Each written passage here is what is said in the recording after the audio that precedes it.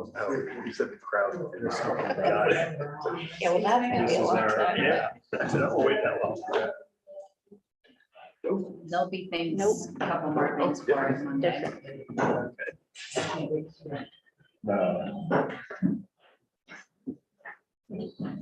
All right, you are.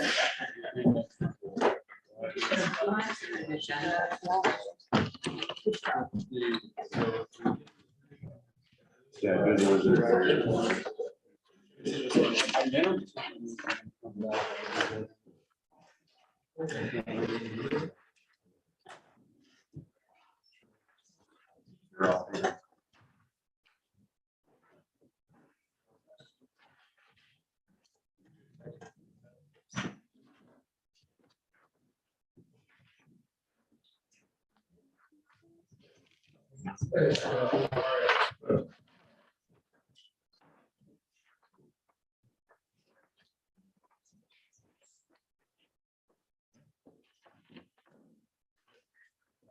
Morning, everybody. Welcome to the budget workshop for February 25th, 2023.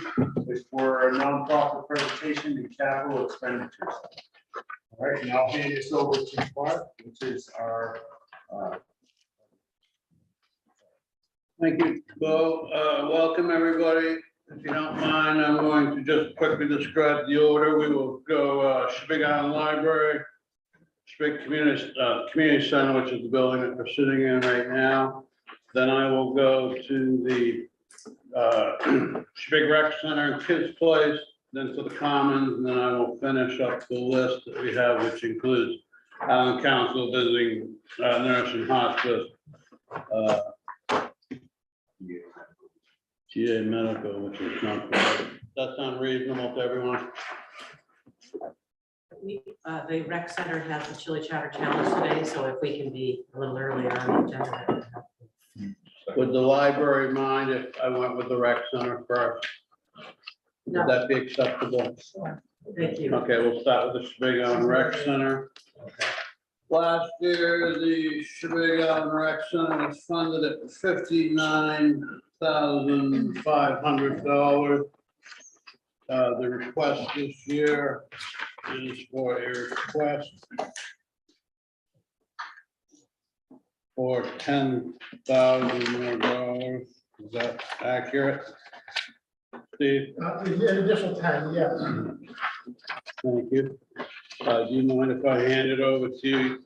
Everybody, you have your packet that lays out the description, the rationale, obviously. Steve, would you mind going ahead and picking up on that for us? Absolutely. A little background information. I started with the rec center in May of 2019 as the executive director. And so I've been involved with these types of proceedings since May of 2019. So do my best to answer any historical questions, but if it goes farther beyond that, I may need to do some additional research for you. Okay. This will be my third board that I've been working with as an executive director and board of directors at the rec center, and also my third set of staff at Kids Place. So the rec center did have some tumultuous times there with executive directors and just general management. I can honestly say that with our current board and with the two previous boards that I've had, we've made some really excellent progress both at the rec center and at Kids Place. We formulate a budget every year. We have a copy of our current requested budget, or the budget that's been approved by our board. And it's a combination of programs of the rec center that the rec center offers. All our programs at the rec center, or everything that the rec center offers, is classed in a program and is categorized in our major categories of operational, Kids Place, and the teen center. So we break down those major categories and the pool, I should say. So those are our major programs. So Kids Place is a major program, the pool is a major program, and then all the other programs that the rec center offers will fall under the operational section on our budget. Okay, We do a really good job as far as tracking both our legal requirements, but in general, tracking donations and financial contributions to the rec center. If a person designates a particular donation and has a specific wish for that donation, for example, they may say they would like the donation to be used for the pool, or they may say the donation should be used for kids' place. We honor those requests and we post those donations in on our balance sheet accordingly. So we do track all monies that come into the rec center as revenue. We track them and those are reported on our 990 as required by the government. yeah, as required being a nonprofit. As required being a nonprofit. So this year, we made many different changes with the board as far as improving the level of quality for both what we offer to the community and to our staff. So in the last round of hiring at Kids Place, we made it aware that the Kids Place the staff at Kids Place were not being compensated correctly as far as benefits and salaries. So we did a deep dive into that and looked at what would be appropriate for that type of position. When we went through COVID, and the facility was shut down temporarily through COVID, and then even after that, when we had new staff, and the Kids Place shut down for 5 weeks, when we replaced from the past staff to the current staff that we have now. We wanted to make sure that we offer proper benefits and to the staff to try to recruit a higher quality level of staff, like what we have here. Kids Place is open Monday through Thursday from 7:30 to 4:30. We've also, we can also say that there's been a group of concerned citizens that formed a group called Friends of Kids Place, and they requested our board to do an even deeper dive of research into Kids Place and what the needs of our community is for Kids Place, staffing requirements, licensing requirements. It really involved a lot of work from our board. We had to open up, we agreed to open up our books, and we talk about the positives and the negatives, and we really opened it up to really look at what our community needs in a daycare center, and quite honestly, what's the best position for the management of a nonprofit daycare center. Would it be good to keep it part of the rec center's management? Would it be better for it to be operating separately in its own entity? What would be best for the community? I can honestly say now that after that extensive amount of research and openness to this group, which involved a lot of people, probably about 15 people, to do this type of research, we have come, I won't say full circle, but we've come back that the rec center is the proper place for Kids Place, and it is the proper area to be managed for the benefit of the community. One thing that has come about, we're going to have an official committee, subcommittee that will meet with our board specifically for Kids Place, and we're looking at, again, flexible times. Also, we're looking at adding the 5th day of Friday, so a full week. And we're looking at what those costs will be to offer those types of services that our community needs. Okay. I have a couple of initial questions, if you don't mind, that I'll, board members, of course, and feel free to ask directly of the rec center, select board members. And then, of course, the public will have an opportunity. Steve, can I assume that we're talking about the rec center and the Kids Place all at one time, right now? Yeah, we would prefer when the rec center deals with Kids Place, literally Kids Place is a program of the rec, just like the pool or the tennis court. And so when we look at it, we look at it as a whole. We do not separate it. We do get to in our budget, we do break out expenses and revenues for both Kids Place and the rec center. But when we're talking about the management of it, or the general aspects, we do talk about it as a whole. And today it's okay to talk about it at the same time, in our opinion. We would prefer that. Okay, so last year you asked for $59,500 for the rec center and $20,000 for the kids' play. And the request this year is $69,500 for the rec center and the kids' play. Is any of that increase meant to be directed towards the kids' place or just for the rec center, the extra 10 grand that you're requesting today? So on the budget line, I do have that listed in the operational category. And so, to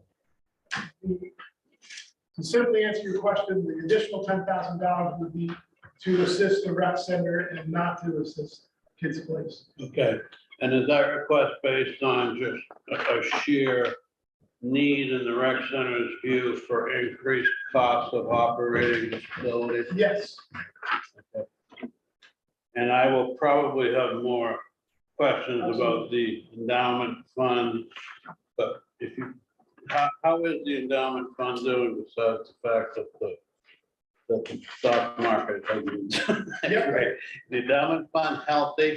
try not to look at that too often. But I do definitely look at it on a monthly basis. And yes, we have currently in the endowment, I looked at it, our January statement was up, which was a good thing, but over $300,000 in what we're classifying as our endowment. Okay, and as far, I know that the town owns the land that the rec center sits on, and the rec center owns the building, or whatever the nonprofit Correct. status is. And how is the planning in the rec center's opinion for moving forward with the capital needs of the actual facility? It's a great question. We had a meeting yesterday, today's Saturday, so we had our monthly board meeting yesterday, and the board has approved capital expenditure, several capital expenditures for the rec center building. We are in the process of repairing the gymnasium and the fitness room, both the walls and the ceilings, so a total refab of that area. And we just approved out of our capital expenditure a $31,000 expenditure for improvements to that area. We also need a water filtration system because we have the same chemical compound as the school, the PFAS chemical. And I just received quoting for that at about $10,000. Our board addressed that yesterday. We have some legal concerns as far as the chemical and some additional questions. So the board did not approve an immediate expenditure for that yet, but we're working on an approximate another additional expenditure of $10,000 for the filter system. Okay, We also have a campaign. Last year, we started a community campaign for the craft room, or what we're calling the community room. That's the first room when you come in on the rec center. That room is ready for refab, and we've collected probably over $30,000 in funds to help renovate that room also. So, and we just purchased a $10,000 pool cover. okay. And I won't bog down the conversation, but excuse me for a moment. Are you still heating the swimming pool? And if Yes. so, are you heating it with #2 fuel oil still? Yes, in the summertime, for the 2 months of the summer, it gets heated, and we use heating fuel, home heating fuel. Is there any plan to take a look at a different way to heat that, like with, solar or anything? Yeah, in our facilities planning, we have a roof that would be adequate for solar panels. Research isn't complete on that yet, but yes, that has been discussed. We heat with oil, and potentially changing over to solar, we may need to change our burner in order to accommodate heating of water in a different fashion, like let's say with electricity versus with. I understand it would be no small undertaking, Yep. research and possibly look into that along with some grants. I appreciate your answers so far. Bo, would you like to go ahead? I didn't have any significant questions. Carol? So I guess I have a couple general questions first. So I understand, do I understand correctly? You're asking for $89,500. That's the total amount of the ask, yes. And what is the overall cost or budget for, well, actually, the first question I have is in this financial information you gave us, which is called Budget Overview 2023 Budget Option A. Is this your projected budget for and it says January through December, so we're already in that year. So I'm a little confused. Is this your budget for? That is our currently approved budget, operational budget for the rec center right now, as approved by our board. But you have, so you've incorporated an increased contribution from the town in that budget already? Correct. If that should fail or not pass, then some of those funds would be moved into another category. For example, as fundraising would be an example. At the top, it's the 1, 2, 3, 4th line. It has $5,000 in it. So any deficiencies in funds will move to fundraising, and we would need to raise those funds Okay. in another manner. What is the total cost to operate Kids Place? I couldn't really figure that out.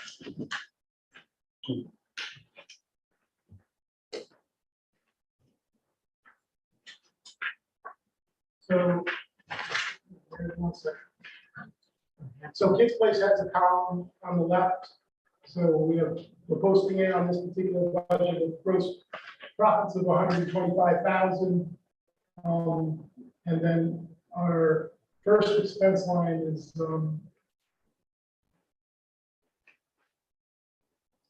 page 3.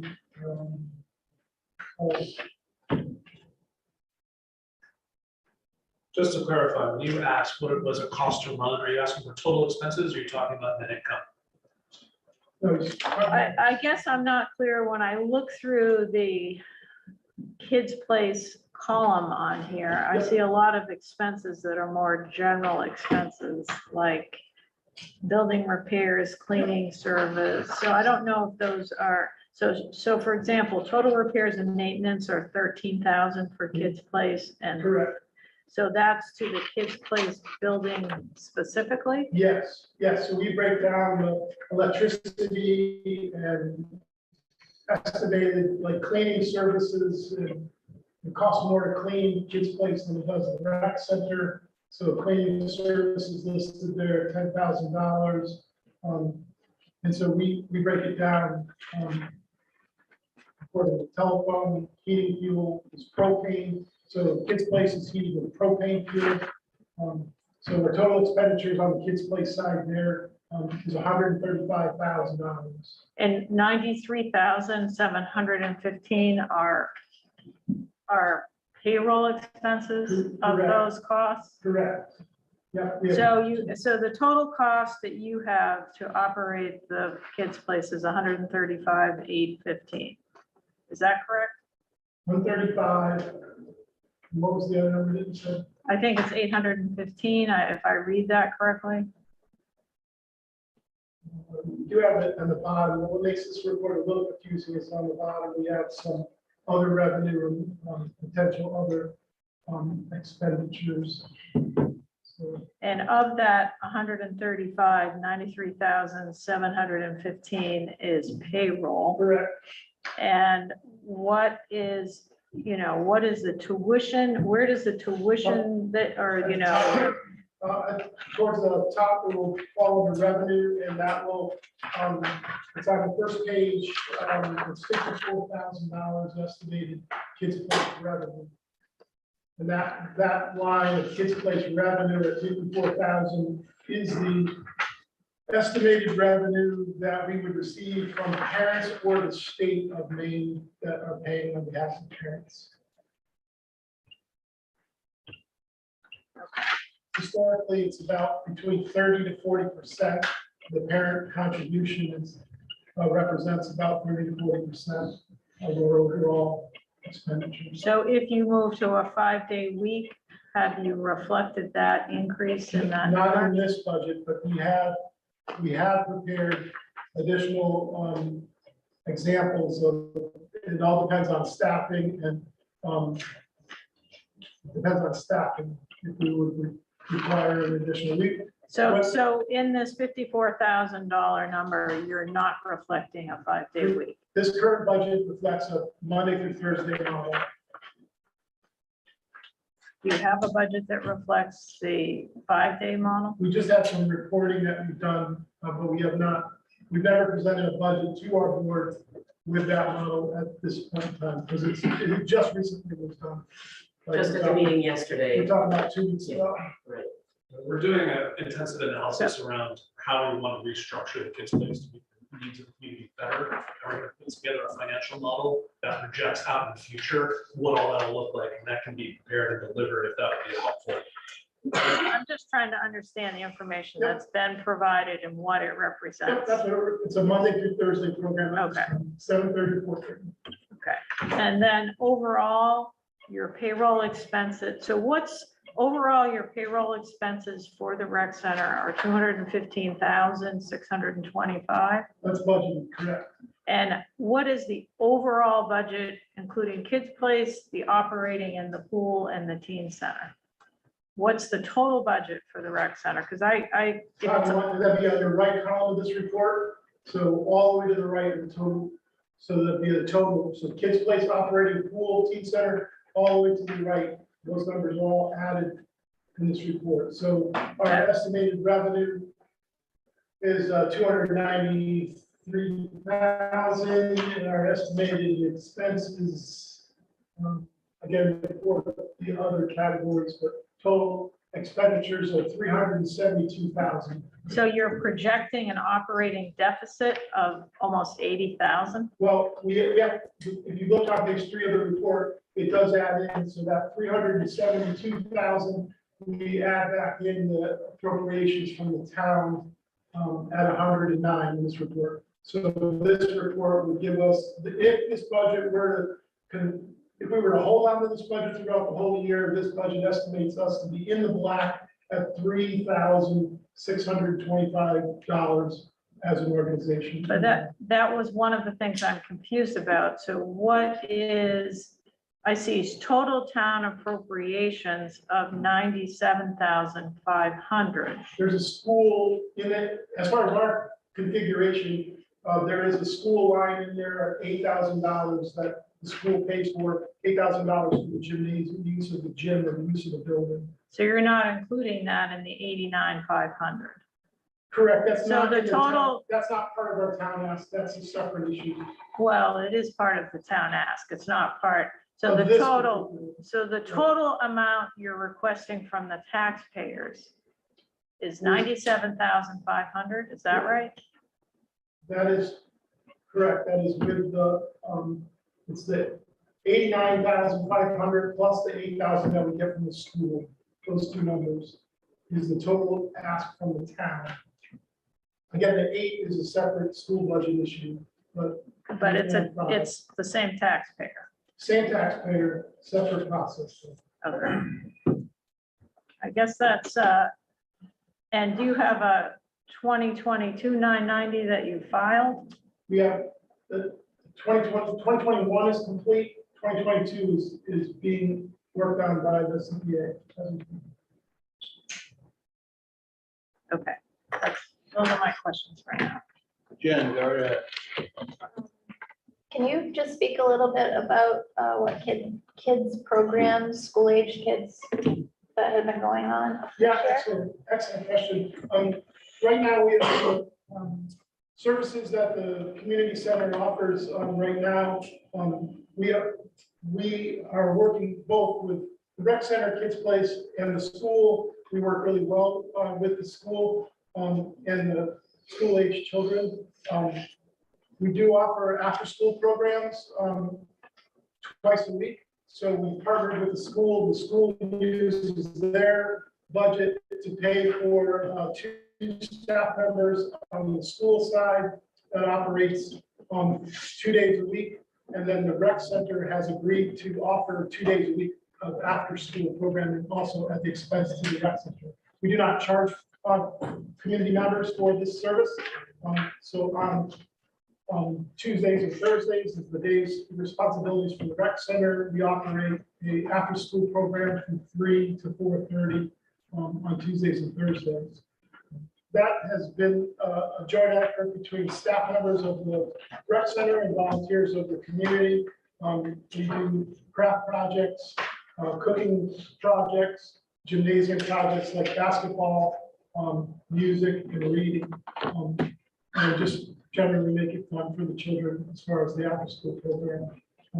We've also tried to have an open campus, so we've also even included kids' place at times. So we are working to the post-COVID scenario. We want to get back to integrating kids' place in school. And so the staff has been working hard at working with the staff at the school to try to do joint reading programs. We go into the school or have the school come into kids' place. And the same thing with our rec center programs like after school.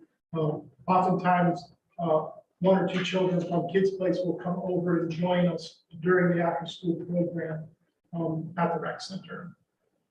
So the school pays for 2 days. School pay, in their budget, they pay for 2 staff members, twice a week. And then in our scenario, we covered the other Yeah, 2 days. so it's again, it's not a 5-day-week thing, it's just a, Currently that program is a 4-day, there's no after-school programs at the school or the rec on Fridays currently. and then I guess it would help me if we had like last year's financials, but you said that those aren't ready yet. I gave you 2021, you mean the 990? I can give you that for sure. But in order, But, and I also could give you, our reporting of that. It's not a 990, but I can certainly give you documents as far as the summary of last year. That's what you're looking for, probably. Would be a good thing for you to have. And can I just add an answer to your question about, what's offered for, minors on this island? It's not just Kids Place and the after-school program, but we also offer a spring break camp. We offer activities for teens. We offer summer programs. We're looking at aquaculture camp, connecting people to learn about sports, pickleball, golf, soccer, ultimate frisbee, all kinds of activities for physical fitness, mental health, socialization. You're absolutely right, Jen. What I did, I only concentrated on after school, but we do have programs in the evening for a teen center, open nights for that, and structured programs for our children, both off-season like the winter, but and again, of course, in the summer, you probably imagine we have a whole bunch of structured. So camps. there is teen center now. Yes, yeah. We also look at adjusting our staff. Lily Disler is our assistant teacher, full-time assistant teacher at Kids Place, and she's agreed to work 12 hours a week as a programming coordinator at the rec center. And so Lily has started, it's just been about a month or 2 now to move over into some programming for the rec. So Lily, like for today, we have the polar plunge. Lily will be front and center on that polar plunge with the children and the assignments for that. And then she's also been available at 2 nights. Was there anything offered for this school vacation week or? The polar plunge is the week. On the next children's program is the 3rd. We have a disco mini golf in the gymnasium on Friday the 3rd is our next program. We've had outreach to parents, survey to parents a lot to try to be sure that we can offer programs that are needed. And because of the pandemic changing things, a lot of kids are connected on the mainland now, or just with each other in each other's homes, or they're doing family vacations. So It's pretty amazing how active our children are.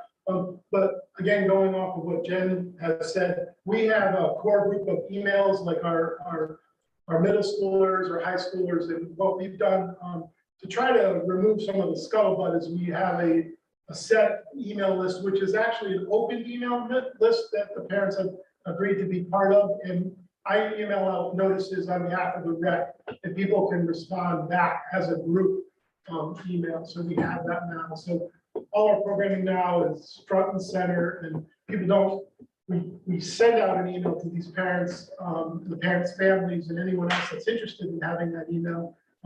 So at least it's out there, and we talk about the good and we talk about the bad, so that we want to have it open so people can communicate what they need or want. But it is our policy to have somebody over 18 responsible on campus whenever there are teens in the building. So we have to be able to be sure it's staffed on the other side. And so it's always this balance between volunteers and who's paid staff.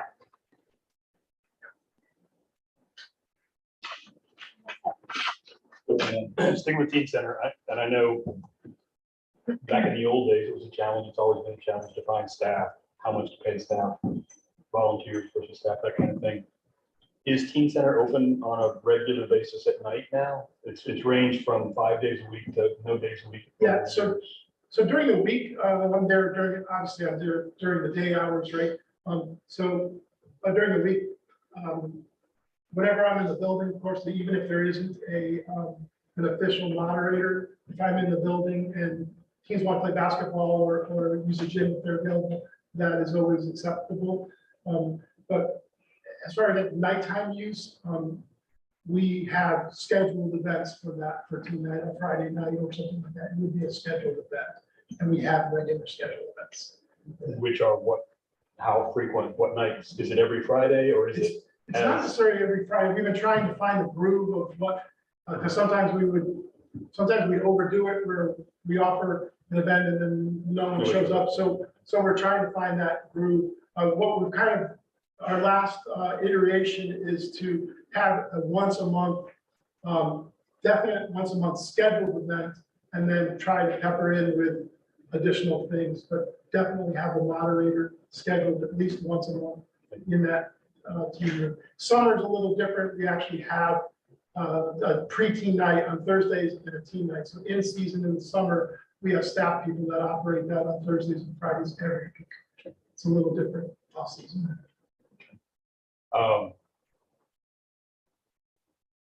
noticed 6K travel expense for Kids Place. I assume that's because staff living off island. Yeah, a great observation. Both our full-time teachers at Kids Place do live off island. That was kind of the housing scenario that we have in play. Very similar to our, I can say as far as the staff at Kids Place, it operates very much the same as the teachers do at our school. We have a minivan that was purchased specifically for Kids Place, and that minivan is used for our staff members to travel to and from the ferry. We do have to pay for their parking permits, and we pay for their boat transportations back and forth, and of course the vehicle that we have here.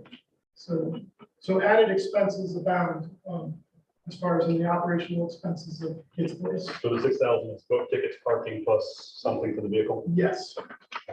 We had an island fellow last year who helped us with programming at a much lower expense, and we don't have that. She lived on island. Now when we want a team night on a Friday, we can't find a volunteer, we bring Lily over from Portland and we need to pay her for the 3 hours she's on island. Have you thought, this is more of a board question, have you thought at all about building housing in any way? I'm going to the meeting tomorrow. We kicked that around a little bit, but nothing, we've had a lot of our board members are on joint committees with housing and things like that, so we're pretty active in that. I'd be happy to talk more about that offline. Have you ever looked at what the tuition is at Kids Place versus other islands and versus surrounding communities? Absolutely. So we're in Cumberland County, obviously, so we're pretty much the wealthiest county in Maine, but the state of Maine has publications of what other daycare centers operate and their fees that they charge, and we are in line with other daycare centers. In line, like even or above or below? No, about the same, I would say, about the same. And the way that we're a little bit ahead of the others in order to recruit people to take boats to work every day is that we offer benefits. So that's been a key change. When we started More the cost. in the fall. When COVID hit, many daycare centers did not reopen. So the state of Maine is desperate for childcare. It's been, so we have a lot to be proud of as far as bouncing back and operating appropriately. We have a lot, I mean, we always need improvement, there's no question, don't get me wrong, but we definitely have a lot to be thankful for with what we have now. Maybe a question for the board. How would you characterize the level of commitment at this point to the 5-day Kids Place Week? Is it gonna happen, or is it maybe gonna happen? Where are we on that? It's a great question. I think it's really still being understood. Who wants their children in? What would the census be? Does it need to be a full day or half day? There's a lot of questions being floated and we don't really have an answer yet, but I think there's a good chance that there will be at least a partial day on Fridays. Exactly when that would start, I do not know. We're doing our best to try and figure it out. So we Yeah. don't have all the data we need to pull together a cohesive financial plan and make that sustainable, but that's part of the analysis that we're doing. Because we'd like to figure it out. And to have a balanced budget, we have had to draw from our endowment, and we do need to do a lot of fundraising. So we're here to get the support of the town so we can still go forward to help our community. We've been committed to the Friends of Kids Place and the management side. I can envision us having the availability to operate in a 5-day program. I think what we need to look at from the management side, because it's definitely a student and teacher ratio that needs to be appropriate. It's silly to operate the building just to operate the building to say, okay, great news, we were open from 7:30 to 4:30, just for the sake of being open. But I think that we need to really customize our offerings based on, as the children come and go to Kids Place and that the actual student body that we have. So I think we'll be able to flexibly offer services to, parents that need it and potentially not need to be open, be available for 10 children where we only need to be available for 2. That's what I'm trying to say. Oh. And so we really need to look at what the current need of the parents are and see if we can staff that appropriately. So my example is maybe there might be a scenario where on a Friday we're open from 7:30 to 3, where most of the other days we're open until 4:30. So if that parent is fine with that, then it's silly for us to remain open until 4:30 if it's not needed. So I think we can adjust our schedule for that. That makes no sense to me whatsoever, in that parents mostly are working 5-day weeks. And there's, from what I've heard in the community, there's already a demand for longer than 4:30 because most people can't get home on the 4 o'clock train. Correct. So we have this email system. I would assume you don't have the data on what parents want at this point? We don't have a way to, The commitment, we do not have for a full 5-day. We've recently canvassed parents if they would use it, and we don't have full commitment yet for a 5-day program. In the analysis that we currently see. There is a desire to have it be open from 7 to 6, honestly, and to be able to do that without, offering, a whole new, without hiring a whole new teacher and offering benefits and increasing costs tremendously, it's a challenge. We're doing our best and. Some parents take their children off island and they have arrangements already, and it's hard to get arrangements. So it's not like immediately just because, Kids Place has availability, we're open, it doesn't mean that it's instantaneous that people will come. They may need to make adjustments, or there may be time commitments that they need to pass before they can take advantage of some of the services that we have. I understand, but that's also a continuum. The more that is available, the more people are able to make those commitments. Yeah, and A teacher can't go over on the 8 o'clock boat. You guys want to give us a whole big chunk more money? We Believe me, can start tomorrow. and be we're off. aware Be of open more. those issues that you're bringing up. There's even been discussions of if we had more capacity at Kids Place where you have contractors that come to the island, there might be a possibility that contractors, if we had availability at Kids Place where in reverse, contractors will be bringing their children, having their children watched on island as they do their work here. So we're open to all those types of scenarios, yes.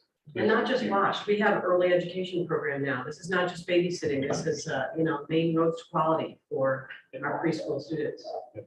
So two more things. One, I would reiterate an interest in seeing the 2022 actual numbers in addition to the budget. And Absolutely. not just this year, but on an ongoing basis. I think a lot of the nonprofits have done it that way. Lastly, over the years, there have been conversations off and on, different levels of strategic versus operational regarding Kids Place and or the rec becoming part of the town. Having the rec operate as a nonprofit, there's a historical reason for that. Most communities, obviously, the rec program is part of the community, is part of the town. And there's a lot of what I would call, on my part, uninformed opinions about what benefits might come from that, the ability to tap into insurance programs that are more cost effective for the employees, that kind of thing. Is that still a conversation on the rec board, or is that off to the side now, or is there interest in that? Can I take that question? So there's a very, very clear demand for Kids Place to have a more robust offering. And that more robust offering could in theory be supported as being a part of the town or continuing to be a part of the Kids Place. What we keep going back to when I said we don't have the data, it's not just do we have the demand. It's a question of how do we pay for all of this? And part of the analysis that we're doing is trying to figure out, A, what is the demand? B, what does it cost to meet the demand? And C, where can we fund the resources we need to meet those expenses to meet the demand? And part of that last component, the C, that we're trying to figure out, is it most cost effective to say, come back to the town and say, hey, we need to reintegrate with the town's infrastructure, or B, hey, town, what services do you want to see from us providing at the Kids Place? And can you help us pay for that? Or C, do we have some sort of hybrid model? There's lots of different options, but that final analysis, which is what is best for our constituency, what is best for our customers, and what is the best way to make it sustainable from a revenue and expense standpoint, those are the answers we're trying to come up with. We'd like to come back with a more detailed presentation around this is our long-term plan for the sustainability of the Kids Place to meet the community's needs. Is that a better way to have the conversation? And not just the Kids Place, but The rec as a whole, like the budget for the Kids Place is a substantial component. Like you could very easily break both into two separate things. I'm sorry, I don't know if you talk. I'm gonna move this along in a few moments, so go ahead. So to finish up, I would add one more component, strategic analysis. How do we increase the demand? Yes, That's not something the rec can do on their own. That's not something this board can do on that's their part own. of the That's analysis. something the community has to work on. How do we increase the number of little kids running around this place? The last piece of information I would ask for is a history of fundraising. I know how that gets recorded has changed over time. Donations on the field is the big event that happens. Is that what that represents? And then other fundraising is, or just the line says fundraising. I know that's a plug. That's how you make the budget balance. Correct. What kind of fundraising activities are included in that line? Yep, so we have, like, everything from cookouts to, Chili Chowder Challenge today. yep. But this year especially, we're looking at, like in the pool, I'll give you the pool example, because that's a pretty costly operation to operate the pool.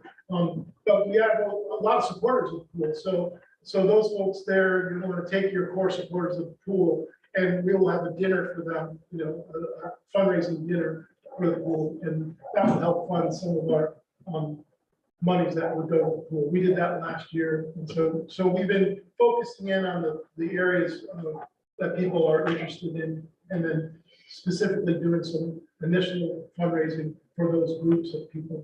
Nothing shows up under pool for fundraising. There is 15 under donations. So I was asking the question about the fundraising line. Yeah. So the example you just gave isn't.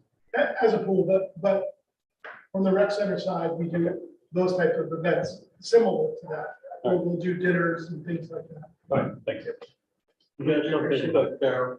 Yeah, I just want to say relative to a couple of the comments, and I think some of the people on the board maybe aren't aware of this because they have recently joined the board, but several years ago, there was, when the rec center first came to ask for funding for Kids Place, there was, and Herb can probably, I think he was on the board at the time, but there was a request that the rec center enter into a memorandum of understanding relative to Kids Place and how the funding would be appropriated, and I don't think that ever occurred. So I think we may need to revisit that, I guess, to put it just, basically, we're talking $100,000 from the town for the operation of the recreation center. I think there's an extreme need and a necessity for Kids Place. And I think there's a lot of community support for that. But I guess I feel like, we're obligated to the taxpayer to kind of really better understand how the funds are being used. And, I don't feel like I have enough information right now to kind of assess that. And when I look at the overall budget of $372,000 for the rec center, that eclipses any department in the town. So, I guess as a Board of Selectmen member, I feel like we probably should evaluate kind of, how much control the town should have or influence on the, finances, because it's a lot of money. And $100,000, the payroll is similar to several of our town departments. So this whole discussion about, should it become a department of the town? I understand you folks are evaluating it, but I think the Board of Selectmen also has a responsibility to kind of understand and maybe potentially have more influence on the financial management, because we represent the taxpayers. And so it's something I think that deserves further discussion. We welcome your input. We're here to serve everybody as well. Quickly, thank you. Yes, I just want to make sure that, and it's a sticking point, I know the money comes from the same town, but please don't integrate that $8,000. That is actually a usage fee, so it is not the same concept as far as the funds that are given, that we request in this particular issue. So the $8,000 that's in the school budget, I mean, they're using the facility, so that's more of a use fee than similar to the actual appropriations that we're asking for. Thank you. That's all. Go ahead. Very briefly, as part of our analysis around what do we want to provide and how do we want to pay for it, we absolutely do need to engage with the town to know specifically what it is they expect from the rec and Kids Place for its contribution every year. You guys are providing a service, we have to define what the service is, and we have to commit to actually providing that service year after year after year. It is really hard to have a conversation around what is the right amount of money if we don't know specifically what it is that you expect. And I do think a memorandum of understanding would be an appropriate way to memorialize that relationship. Deacon, did you have anything to add? I just have one question. There is obviously a lot of talk about Kids Place and expanded hours and funding. You mentioned that the full-time Kids Place employee, Lily, is now spending 12 hours a week towards rec program. Why are those 12 hours not being dedicated towards opening up Fridays half a day, just to start that transition? Why are those 12 hours of salary going to the rec center? We're not currently open on Fridays. We have staff meetings on Fridays, so we have not made that change. We've taken a little bit of our time on a Monday, every weekend, but we've also utilized that Friday that she doesn't currently dedicate 4 hours to. Just hasn't, that change has not been made yet. Yeah, and if you're somebody that needs Fridays as a parent and, we can get you in line for as soon as we can open, you would use them, then that helps us plan. So it's a two-way conversation. The new committee recently sent out a survey to that, and so we're trying to be in line. That'll be starting shortly, so we will have a new subcommittee specifically just for Kids Place, and that type of question that you just asked would be a question of, when. I envision that as far as it doesn't help full-time, but I envision in the summer that that model, what we would be able to be open with additional summer staff Monday through Friday. So hopefully that'll be like a buffer where our committee can work on that. Anything else, Mika? To provide. Any questions or comments from anyone from the general public who's not on the rec center? Go ahead. Good morning, and thank you for letting me speak.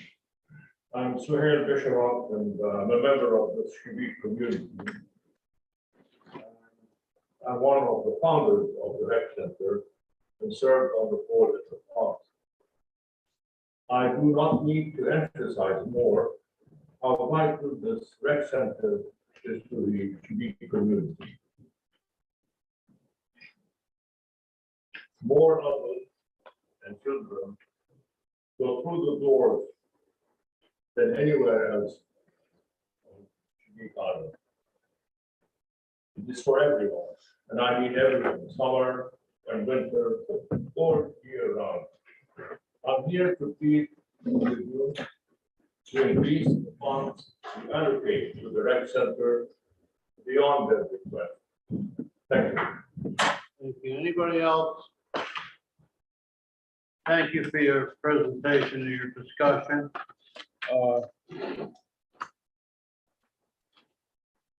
I recognize the value of the rec center and I appreciate the effort of the kids' place so far for this community. I think it has some value. In 2021, we funded 56,500 to the rec center and 20,000 to the kids' place. Last year, that amount was approved for a $3,000 increase to 59,500 to the rec center and 20,000 to the kids' place. It was not approved unanimously by the last select board. The only reason I'm pointing that out is I personally I take flack for a lot of things that I back or don't back. It's just the risk of being an elected official. I certainly took some flack for approving that $3,000 increase. I felt that it was reasonable. I'm not sure I'm prepared to back this $10,000 increase. My reasons are, I think that we are probably closing in on a bigger conversation in this community as far as whether the rec center should be more involved in or a branch of the town, if you will. I don't know what the palette of the select board or the community would be for that, or even the rec center board for that matter. I understand that costs are up. I understand that it's costing more, but I'm not sure I'm going to be able to back this $10,000 today. Where are we at? Anybody else with a comment from the select board? So I am ready to back the $10,000 request increase with what Mark just added. I think the talks need to happen fairly soon, whether I'm interested or not, and whether the rec center board can accommodate some kind of number that they're approach the town with. Thank you. Thank you both. Carol? Yeah, I guess I feel like I need more information on the finances before I can decide, and I'm in favor of supporting Kids Place. But I'm having a little trouble understanding from this presentation kind of what the actual costs are. And I do think, $100,000 overall, I understand 8,000 is from the school, is a significant request compared to the other nonprofits. So I feel compelled to have a much more thorough understanding of how the money is being spent. Jen or Bob, anything to say? I just would like more information on the financials to have a better idea of what to add. So, no. Bob? Two things. One, I'd love to see a long-term history of fundraising, or that in the aggregate, knowing how it's reported has changed over the years, but gross fundraising per year with some level of detail as to whether it was big events or donations, I guess donations is separate, but the fundraising aspect of things. Secondly, having already been through a lot of the budget conversations first round, but also this being my first year, I'm still kind of lost as to how we handle the budget. I know our goal is to not increase taxes.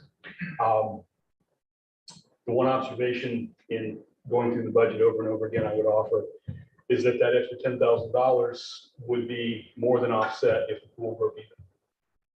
And being married to a swimmer, I've been told that swimming here is quite the bargain relative to other places where one might swim. So I would ask that we take a hard look at that.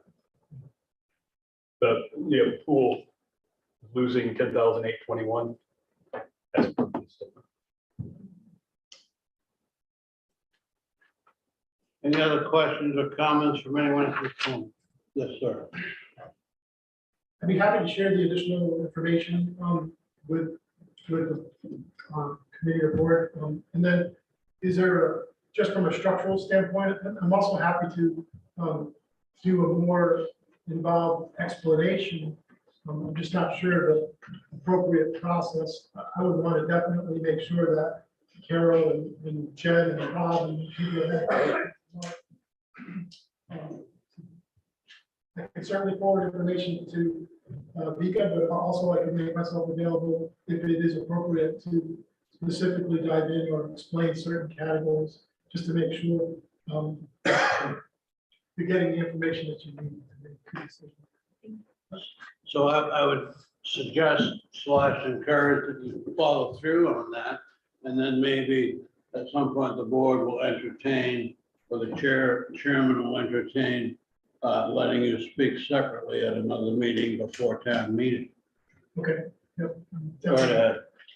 Two things. One, history of fundraising. Two, add a column to this report for 2021. I'm good to go in terms of information.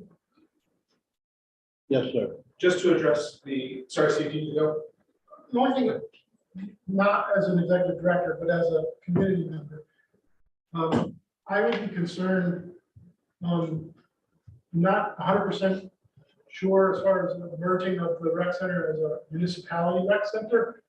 I guess one of my concerns with that as a community person what would happen to the outside donations and funding that we're receiving. I understand that the rec center has requested $100,000 or plus from the town.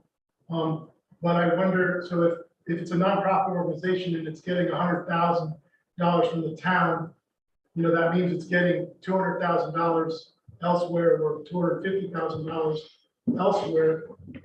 What would happen to that model when, if it were to be a municipality? Would we lose all our outside funding? So would it actually cost us, the town, even more to operate a rec center as a municipality versus some sort of, like we're doing now, or even some sort of hybrid, if there is such a thing, where we have a joint venture? So I think those talks need to continue, but I would be concerned if we are if the rec center is a robust organization that can get outside funding and through grants and donations, it may be a better model than rolling it into a standard municipality rec center. Quickly.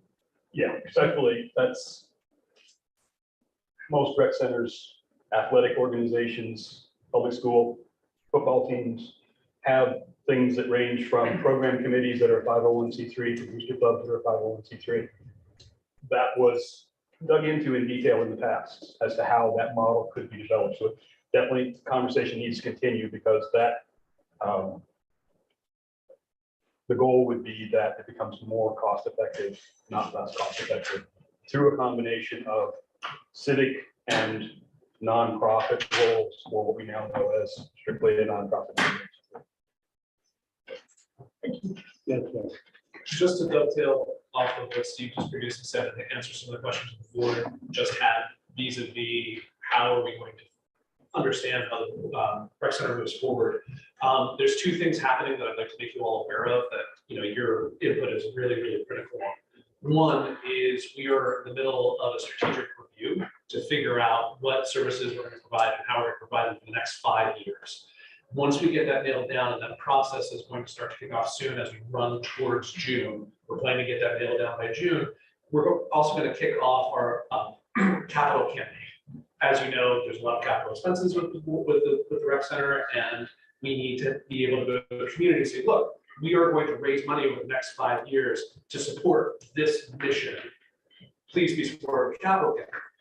What's challenging about making sure that we have all our ducks in a row before we get to the capital campaign is we have to know from the town what the town wants. And I'm hearing a lot of different questions, and it's really, really important.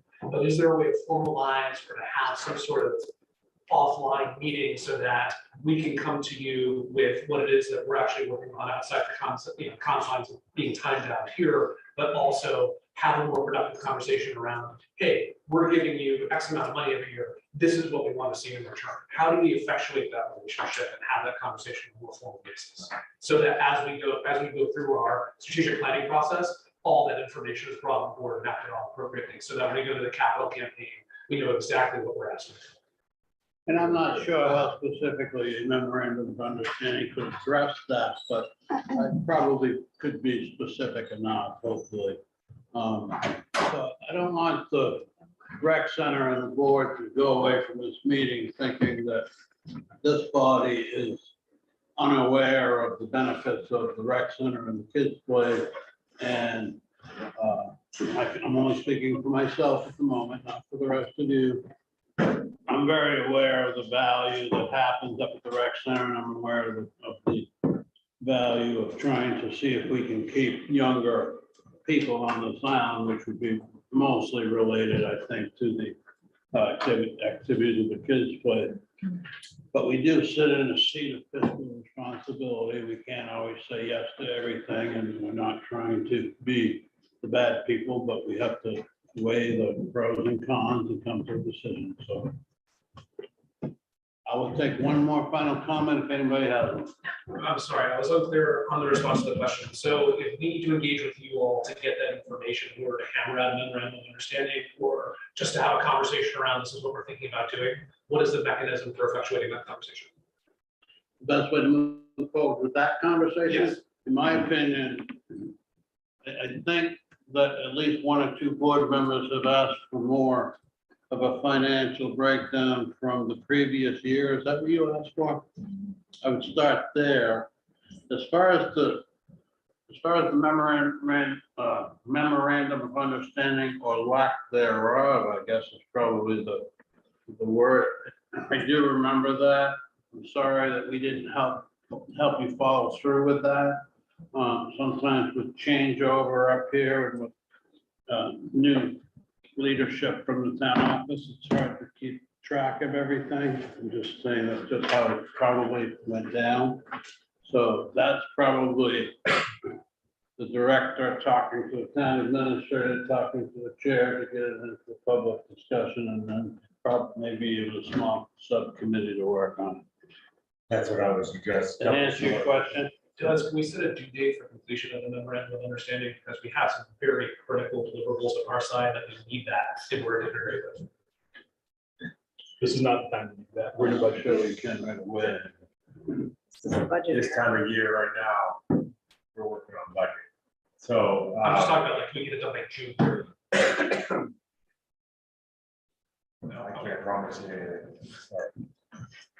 Can I make a suggestion Yes, go ahead. that I connect with Steve, gather the information that was requested and forward it from the board, and then proceed with the next steps for the discussion going forward.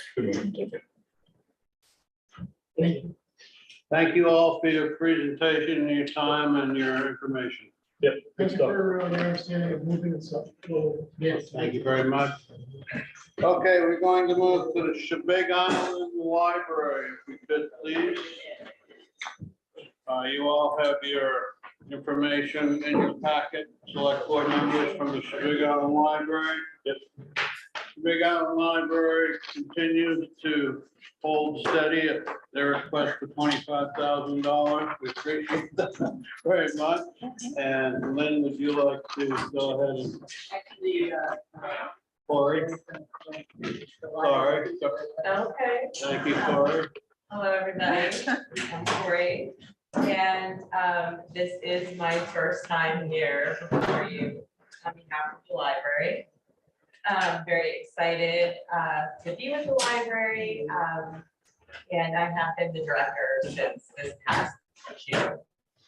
As you all know, probably as well, or better than I, the library is the heart of the community, as well as this beautiful building, and it does work hard to serve all of the members to the best of its ability.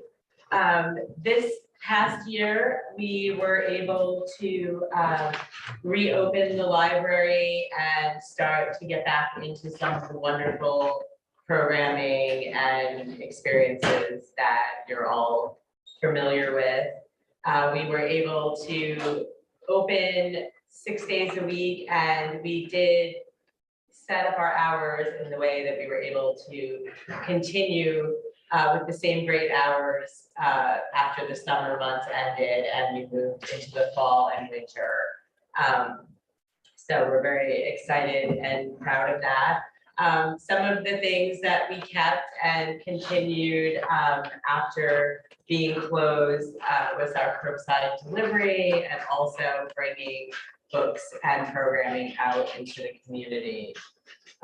We had our exciting phone book year, which was wonderful to be a part of. That's our biggest fundraiser. And we have jumped right in with some of our programming, such as story time. Our school program is back live in the library, which is exciting. And we have started to partner up again with some of the other nonprofits around the island and look forward to doing that in the future. Some of the other great things that we continue is offering printing and school supplies to all students of any age. And I am excited about continuing, these great programs and many more. Thank you, Corey.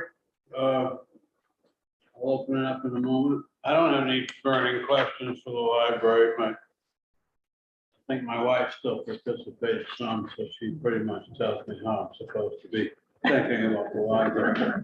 But I appreciate the library. I know that it's done a really good job. I know that you guys are doing a very good job managing it. I think you have an endowment fund going. endowment for public, yes, we do have an endowment. Yeah. fund. It's trying to recover from its $90,000 loss last year, but Yeah. we'll get there. Great. I don't have any big questions for the library.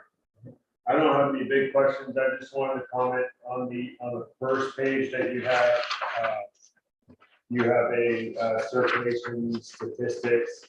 I like seeing that, the participation and volunteer hour and all that. That's a good information to have. We had 1,000 people come through the library in July. That's phenomenal.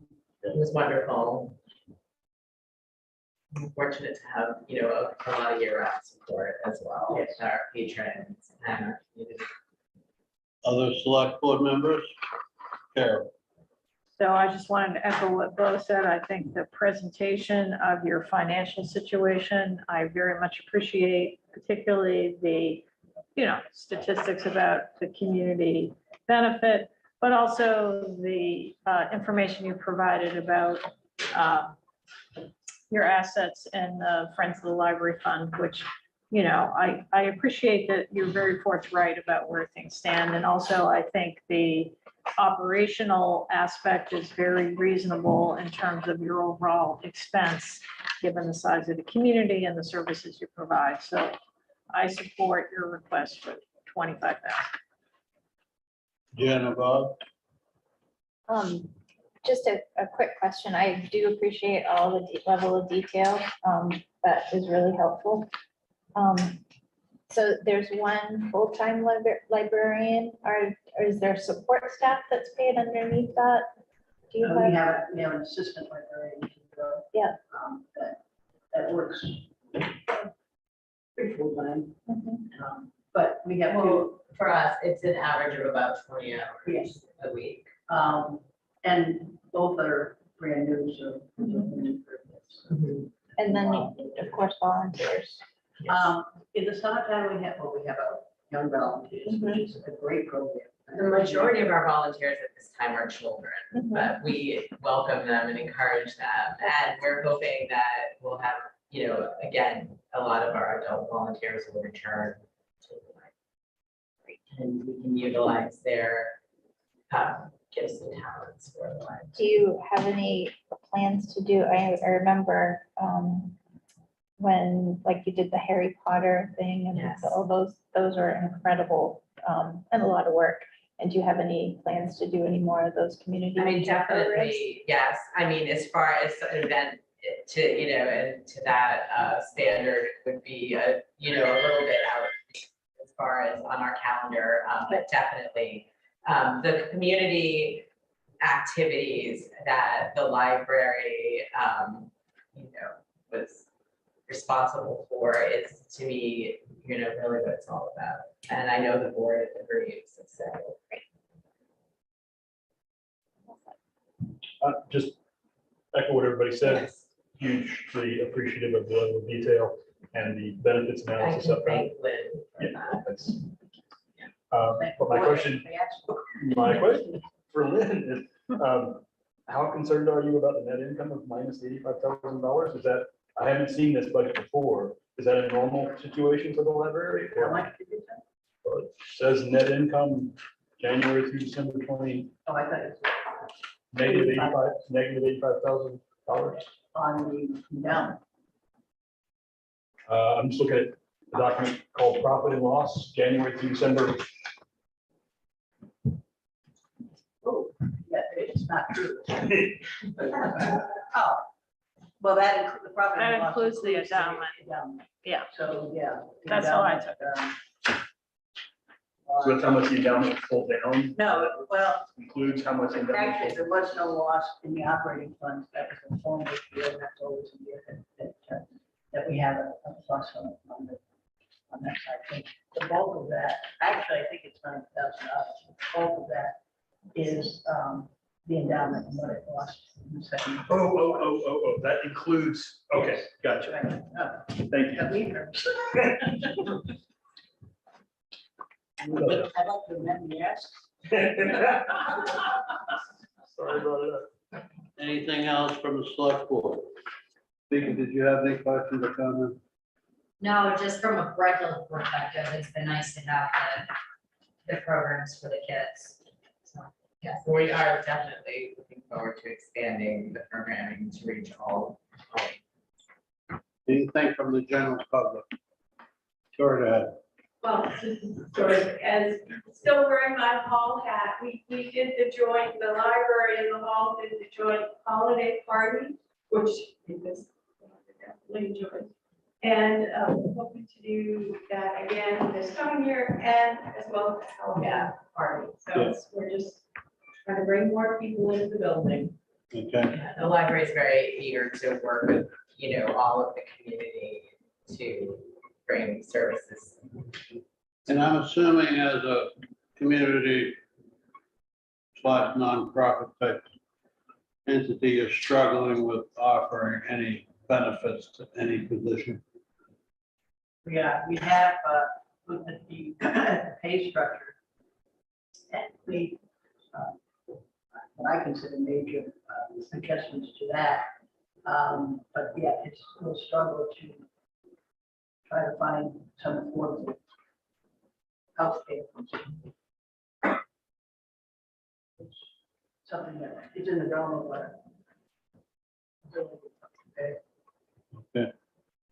Yes. I just want to make sure the selectmen appreciate the fact that because the library staff are the only people that are in this building more than any other of the occupants of the other nonprofits, the library personnel end up taking on an awful lot of responsibility for just the building itself. They are the people that people go to and say, the toilet doesn't work, the this doesn't work, the this is broken. And yes, eventually it gets to somebody and the plumber comes and fixes it, but the library is really the first front for anything to do with this building. It's where people come and say, well, how come the lock isn't sealed? How come the this, how come the that? And I think the staff, it's not in their job description, but it is a huge service that they provide. Thank you. Are the mini splits also in the library now? Yes, we have 4 in the library, 2 here. Nice. Yes. The furnace is Sam, on right now. What's that? We just confirmed the furnace is not on. We're just using the Yeah. heat pumps. And we turned them off when it, for that really cold spell a couple weeks ago, but Yeah. otherwise we've only used the heat pumps all year round, including in the summer. And they work pretty well with it. Thank you. Go ahead, Herb. I've always, we were talking about, town participation, hybrid model. I've always wondered why the town couldn't hire all of the employees that staff any of these organizations, because the town gets benefits through reasonable places. And that might, instead of just giving a bunch of cash, maybe we pay the salaries of people that work for the town, they get benefits of being a town employee. I don't know if that model's been explored, not while I was on the board, so talking about it, but not in depth. Not that I've been aware of. I've been lobbied by some people in the community to look at it. I think it's probably worth a discussion with any of these entities. It would be interesting to me if we entered into a model like that, whether or not the oversight of those employees would fall back to the town at all, or not. Maybe, and how that would work, and because certainly, along with possibly discussing relationships with any nonprofits, because if you can enter into a group type health insurance program, like we're municipal, I think it might be beneficial. Go ahead. The town employees are part of being municipal. The Big Island School is through Anthem, and they combine with the Long Island school system to make the health insurance benefits cheaper. So the way that works is, the town Big gets the bill and it has Long Island employees, and then we send them their copy of the bill. They send us a check, and then we send the check to Anthem. And there, an agreement like that could be beneficial somehow in the future. Thank you. Anything else from anyone as far as the library? As always, we thank you for your steady request, steady management, and benefit to the community. Coming here today, big fair. Thank you very much. Okay, moving on, we go to the community center, which we are presently sitting in today. We call it the hall to us. They have been asking for $34,500 for the last couple of years, as you can see on the budget. Their request today is to increase that by $4,000. We are requesting a town stipend of $38,500 for fiscal year 23-24. This request represents a $4,000 increase from the current level of funding. The increase is anticipated as a result of rising electricity and heating oil costs. We appreciate these contributions and your consideration. Would you guys like to open up by saying anything, follow up on that? That's really things. Oh, I'm sorry, I'm looking at the I should look back at the same first, excuse me, We for actually have a putting separate, here. we do get some small amount. I'm not fully aware of This is who's on. talking about whole building. I try to keep up with everything, but I'm Yeah, not, it's too not sure much who's for on what, you guys. whose hat falls. Sorry about that. That's perfectly all right. Well, obviously, anybody get their electric bill last year, last month? Which, it was $1,000 to this complex for the month of. Yes. Hey, just raise your voice. Raise your Please. Thank you. I'll try to yell. All right. So I looked at this 10 ways to Sunday and this is my best case, my best guess of what is going to happen this year. It's not, it's mostly electricity and heating fuel, but with the heat pumps, we're not using as much heating fuel, although that's also expensive. And but across the board, the expenses are up by and large, just not by 30, 40% that the energy costs are. So my best guess is that we're going to be short some, I think, $4,800. So I believe Mhm. 48.20, yeah.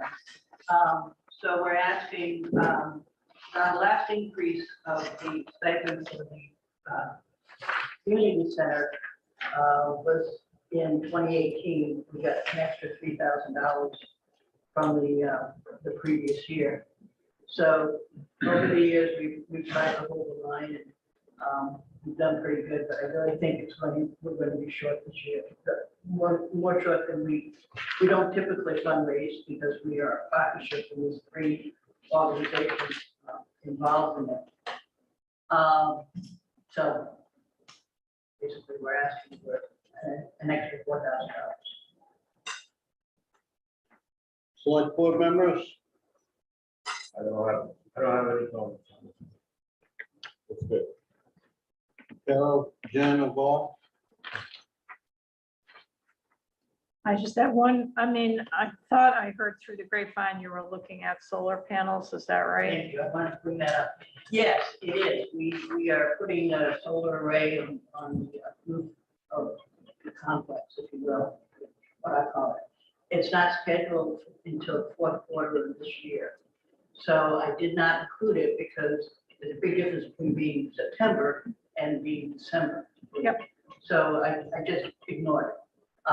Hopefully it'll go up in September. We'll save a little bit of money and we can talk about what to do with it. But that should for next year, when we sit down, have an impact on what our tax is going to be. But it's ready to go, it's scheduled, it's funded, so hopefully it'll happen. And you have, so I think we can revisit that after, after this year, but so do I understand correctly, you have a fund with about $24,000 in it? The complex, yes, that is for the new faces. When we first came in town, and was asked to the select board, one of the members suggested that they didn't require it. They asked us, it might be a good idea if you set aside $1,500 which we have done. Okay.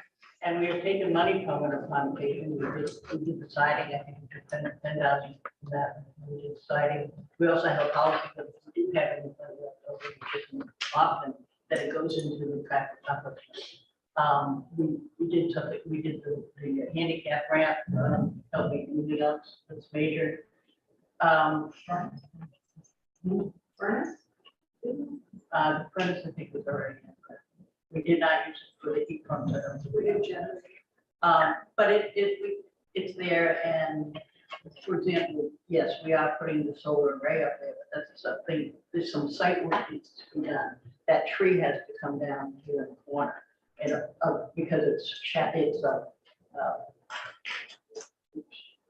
the sun from getting to the solar array as efficient. So, So that's not included in. so that's my question though, where is that funding? So it's not coming out of that 24,000, the solar array?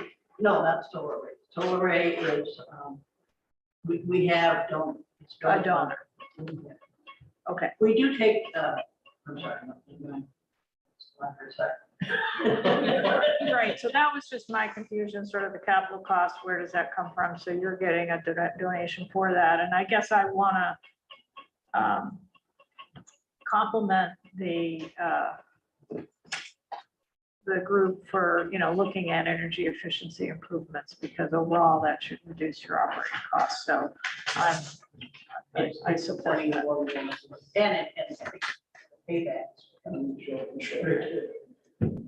I'm good. Vika, any questions from you? Any questions from you? No, sorry. Any questions from anyone out here? Comment? Sorry.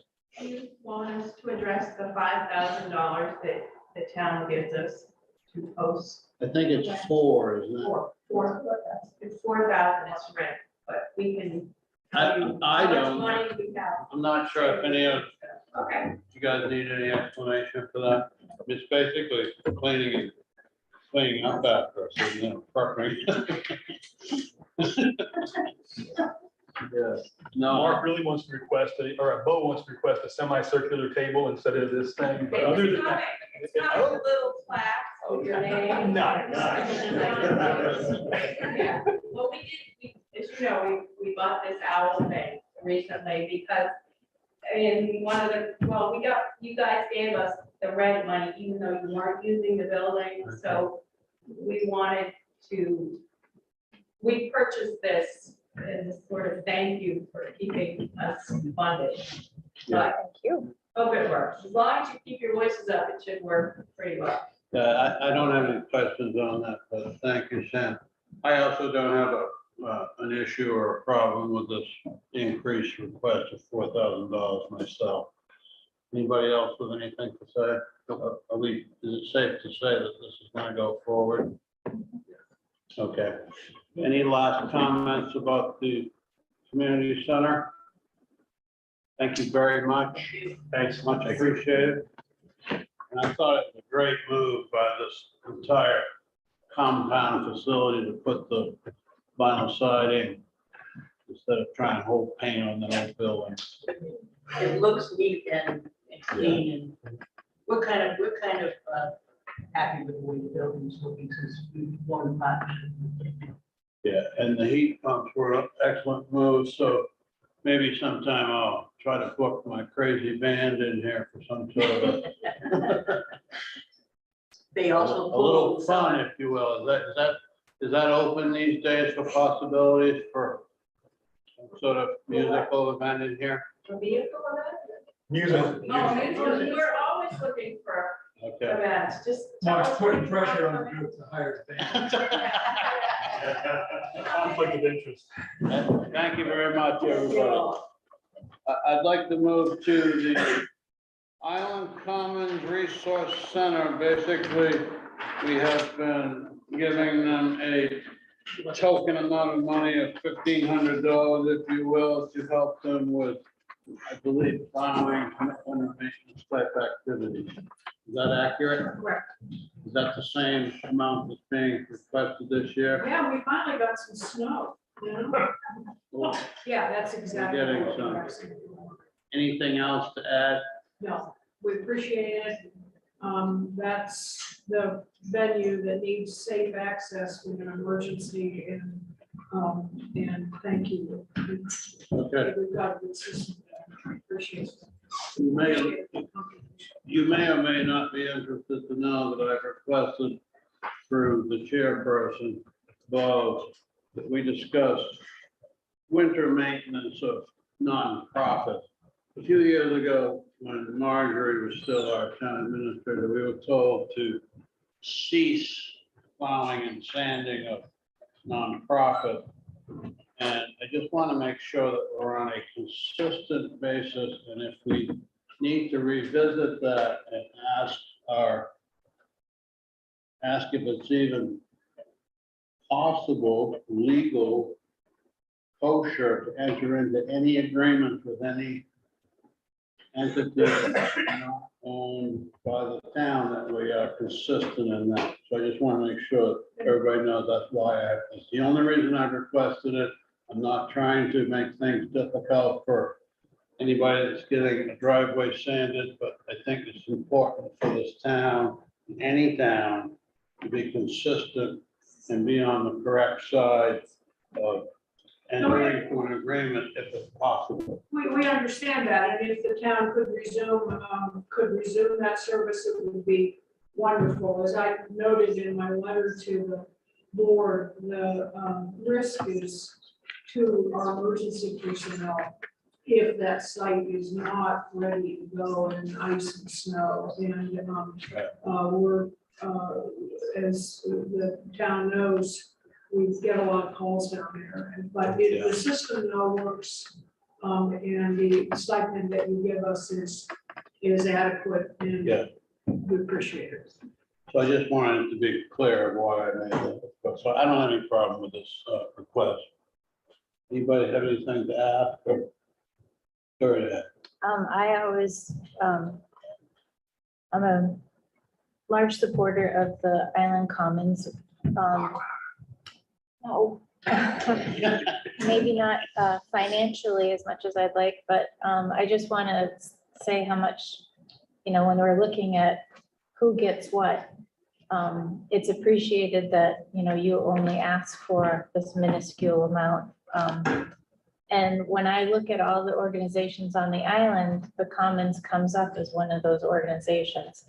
So for me, I feel it's a little unfair overall, because I think the Commons is just as important a place on this island as the rec center, as the community center, as the library. So I would propose that we offer to give the Commons $10,000 this year. Go ahead, Carol. Yeah, and I guess I would like Susan's response to that, but I haven't had a chance to get back to you, but I know the Commons was exploring installing heat pumps. And you need, I think you said the cost was about 65,000. 62, I think, Carol, yeah. Right, and I feel the same as Jen. I think the Commons has worked very hard to take advantage of all the opportunities they can find for financing. And I imagine it's a challenge running that organization. And I think it serves a essential need, because I remember the days before the Commons. So I guess I wanted to hear from you whether there'd be any problem if we did increase the contribution from the town to the Commons. No, we are working really hard to raise money for that project. It really, I mean, this is ample evidence of the value or something like that. No, we would like it to go into a building fund that would give us some flexibility if by some chance we were able to raise some money for the heat pump project. There are a couple of other looming projects down there too. So if there would be a flexibility. Yeah, I wouldn't put any restrictions on the funding. That would be great. I don't know if you had a chance to look at the Facebook posts, but we've now had kids back. We have birthday parties down there. It's a whole different place now. And so we're really able to welcome the community back. We appreciate your support and your kind words, Jim. But no, we would be very grateful and we would put it to use because we want, part of the success down there is the fact that this community respects what we do. So thank you. Jen, I think your proposal is to increase it to 10,000. Yes. Did you say that you're in favor of that? Absolutely. So I'm in favor of it also, but the only thing that I have is we have did we set a limitation on over a set amount of money that is asked, that we get their financials? It wasn't asked, as I understand, it wasn't asked amount, but It's a good question. In other words, if we give X amount or more, we get financial. correct. I think we had set that at 3,000, but I don't know if there was something in writing or anything like that, so. But those could easily be produced to this board upon request, correct? Yeah, we'd be happy if Nancy only is, we could do whatever you need, yeah. Yeah. Okay. And then, just to follow up on your comment about the, plowing, I agree with you, it should all, not plowing itself. But I know the town does do a sand and salt pass in the parking lot area. And I vaguely remember it being some kind of talk either at a town meeting or during a public meeting. I can't remember the exact location of it. Yeah. And it was a request from somebody that asked that we do a pass over at the rec center and at the commons. But I do agree with you, it should be all fair across the board, either something in writing, Okay. and then possibly look at the legal aspect of it, but, insurance wise, but just driving into someplace and throwing salt sand, I do agree with what you're saying. Okay, so the majority of this board, and I'm included in this, think we should increase it. So am I assuming that if we increase this from 1,500 to 10,000, that it will go on here at the same amount proposed for next year? In other words, will this set a precedent? Oh, yeah, this would be a continuing support. Is that your Just question? asking a Yes, question. for me, yeah. Okay, thank you. Thank you very much. Any questions or comments from anyone else on the public? Go Are ahead. you wrapping up the contribution section of this? I have a couple more, but I'm wrapping up the rec center. No, Comments. comments. I mean, excuse me, I have nothing specific. the island common, and then we're gonna move to the Big Island Council amount of $7,000. Okay. Thank you, guys. Yeah, Yeah. and I wouldn't discourage the Commons from coming forward in the future with a more substantial request if they feel they would like to. Yeah. So I don't want to limit you to $10,000 either. Yeah. The only reason I asked that question. I get it, is if yeah. we move forward into the next budget, which Trio would put it in there anyway, Anyway, you know, so printing wise. But just asking philosophically. Thank you very much. Thank you. So I guess for now, that's in at 10,000, correct? Thank you. Thank you. I would like to move to the Big Island Council, item 3166 on your contribution page, on page 17. This is a $7,000 contribution that the town of Shebig makes to the Big Island Council to be used in the Samaritan Fund for, to assist people with fuel, food, medications, et cetera. The council has in the past just come back and give us a report of how the money is being used, obviously with no individual attached to it, with the general accounting of we bought this much fuel, we bought this much firewood, we helped with medication, so on and so forth. Same amount proposed. Any comments? No. Questions? It's been working well. As you know, we also have to have a general assistance line, budget line in our town, departmental by state law. We have a $500 amount in that amount. So total, we're budgeting 7,000 here and 500 on the town side. I don't have a problem with it. Yes.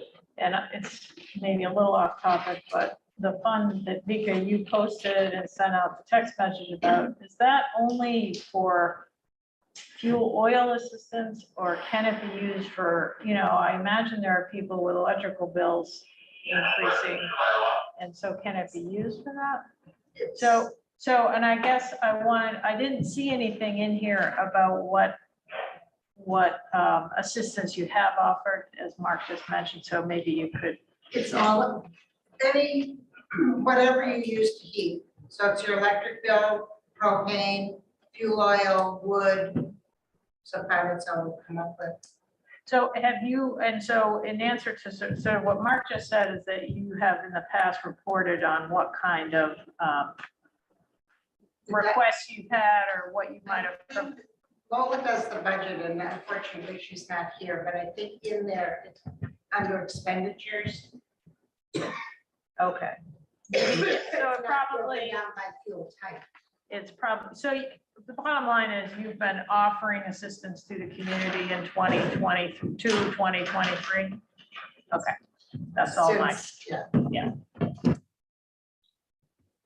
Anything else from the Big Island Council, $7,000? And it's not needs based. You call and we get it. There's no questions asked. There was no application form. There's nothing. There's one point person for that. There is one at the claims. Thank you. Thank you for all of your effort, ongoing efforts for this item. Can I make a quick comment? Sure. So from the town office perspective, having done one general assistance application, how time consuming it was and the requirements and the state restrictions. I'm very happy that we have this avenue because I think a lot of people utilize the covered underwriting to come to the town. So it really takes a lot of stress away from the town. Yeah, the bottom line is they weren't coming to the town office because of Understand. privacy concern. Yeah. Marjorie also showed me how rigorous the general assistance was Yeah. through state requirements and regulations. And I quickly agreed to this system, so we appreciate it. Moving forward, could I ask a question of you, Vika? 3160 miscellaneous expenses, is that just something that keeps getting printed out? So that's, what it's gonna do is it's gonna show you what the actuals for previous year. So I would have to look in previous year to see what that miscellaneous expense was. So the board in fiscal year 2022, but did it like $12,000 contribution to something just at one time. So that's why that's gonna come up because it has been previous contribution. I don't know why I can't remember what that I have was. to, I have to specifically look at that line item from that year to see. $12,500 in 2022 actual. I guess you would have been off the board, so I can't blame you. I can look into it just to see what it was, but I Okay. saw that I- Thank you. I will show up on the single page report we got. I won't waste time on it. Mark, what's the date, sorry, on the top of yours? I'm sorry, What's what? the date on the top of yours Of your sheet. that you're looking at right Right there? here. Under On the above the contributions. page number. 2/20/2023? Yeah, there's a updated one. So this one 2/22. doesn't have that. This is more recent. Oh, I'm sorry. That's okay. Got a little confused on what you're looking at. Probably the wrong page. You're good. That's all right. Still a good question. 3164, visiting nurse and hospice. We've been getting some money to this. The only time that we didn't was one time, I guess, in 2022. Mark, Yeah. I don't think you ever made the statement that we're all in agreement. Oh, I'm sorry. I thought I did. We're all in agreement for the $7,000. Sorry about that. Thank you so much. And we're all delighted that you guys keep doing the work. Yeah, thank you very much. Visiting nurse and hospice, we gave $1,250 in 2021, nothing 2022. We gave $1,000 last year, proposes $1,000 this year. Any comments or questions on this? I'm in favor of it. Anybody I'm in favor. opposed? All set on this one? Thank you. The last item is 3173 general assistant / medical, $341. What is, Well, that was this year. Oh, I didn't, no, that's my fault, I didn't take it out for this year, so last year, okay, like, Is my part? yes, they asked for $341 last year. And Oh, so that's that what it was is. that, for that, and, they haven't asked for it this year, but I forgot to take that out, okay. that's my fault. Does that handle contribution? Well, there's 2 requests. Oh, sorry, thank you so much. So main lobsterman and Yeah, through these thank you. indoors, yeah. With the Maine Lobstermen's Association, I have to look into it, but I vaguely remember in the last year or two, they had asked for a contribution. And for some reason, I remember Jake Corson making a motion to donate like $50 or $150, something like that, and that just came out of Selectmen's contingency. That is accurate. So what we have in front of us is a request. The email is from Kevin Kelly of the Maine Lobstermen's Association. They are battling federal regulations out in the federal zone for whale protection. I'm going to skip right down to the 3rd paragraph. As Sheboygan looks ahead in 2023, we ask that the select board please consider making a municipal contribution to the Maine Lobstermen's Association Legal Defense Fund. He doesn't give an amount. He doesn't ask specifically for anything. What's the will of this select board?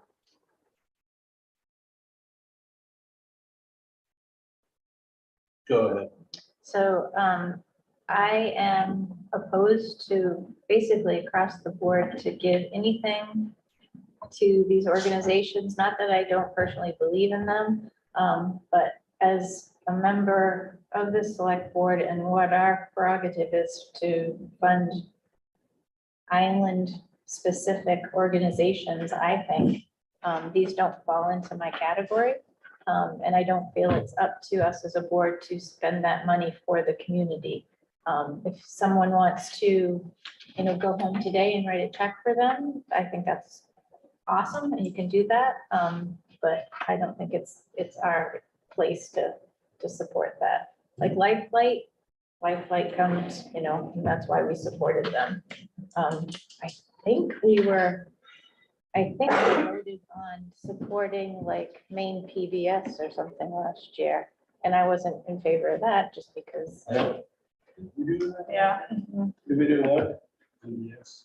I don't remember. maybe a few years ago. Contributions that. So anyway, that's why I feel. So it's a no from me. Thank you, Jen. Go ahead, Carol. I'm of the same mind. I think some of them have political ramifications, and I don't think we can act on behalf of the community. Agreed, Paul? Agreed. Yeah, I agree with everything. Yeah, that's how I feel too. Thank you. The last one is through these doors. Dear Ms. Wood, thank you for considering requesting funding from Big.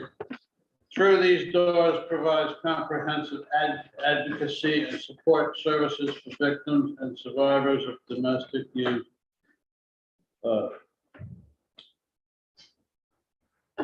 We would provide emergency shelter and so on and so forth.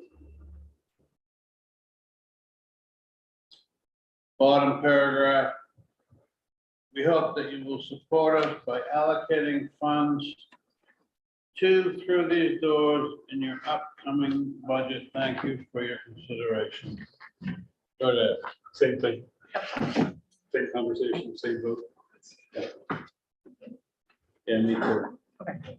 Nothing from the public. Any comments about the contributions before we move to capital for anyone? Go ahead. I just want to underscore the idea of these memorandums of understanding. The last real effort we did was in 2013, I think, my notes. And we went to each organization at that time. And three of the major organizations at that time were all got these, and we worked with their boards.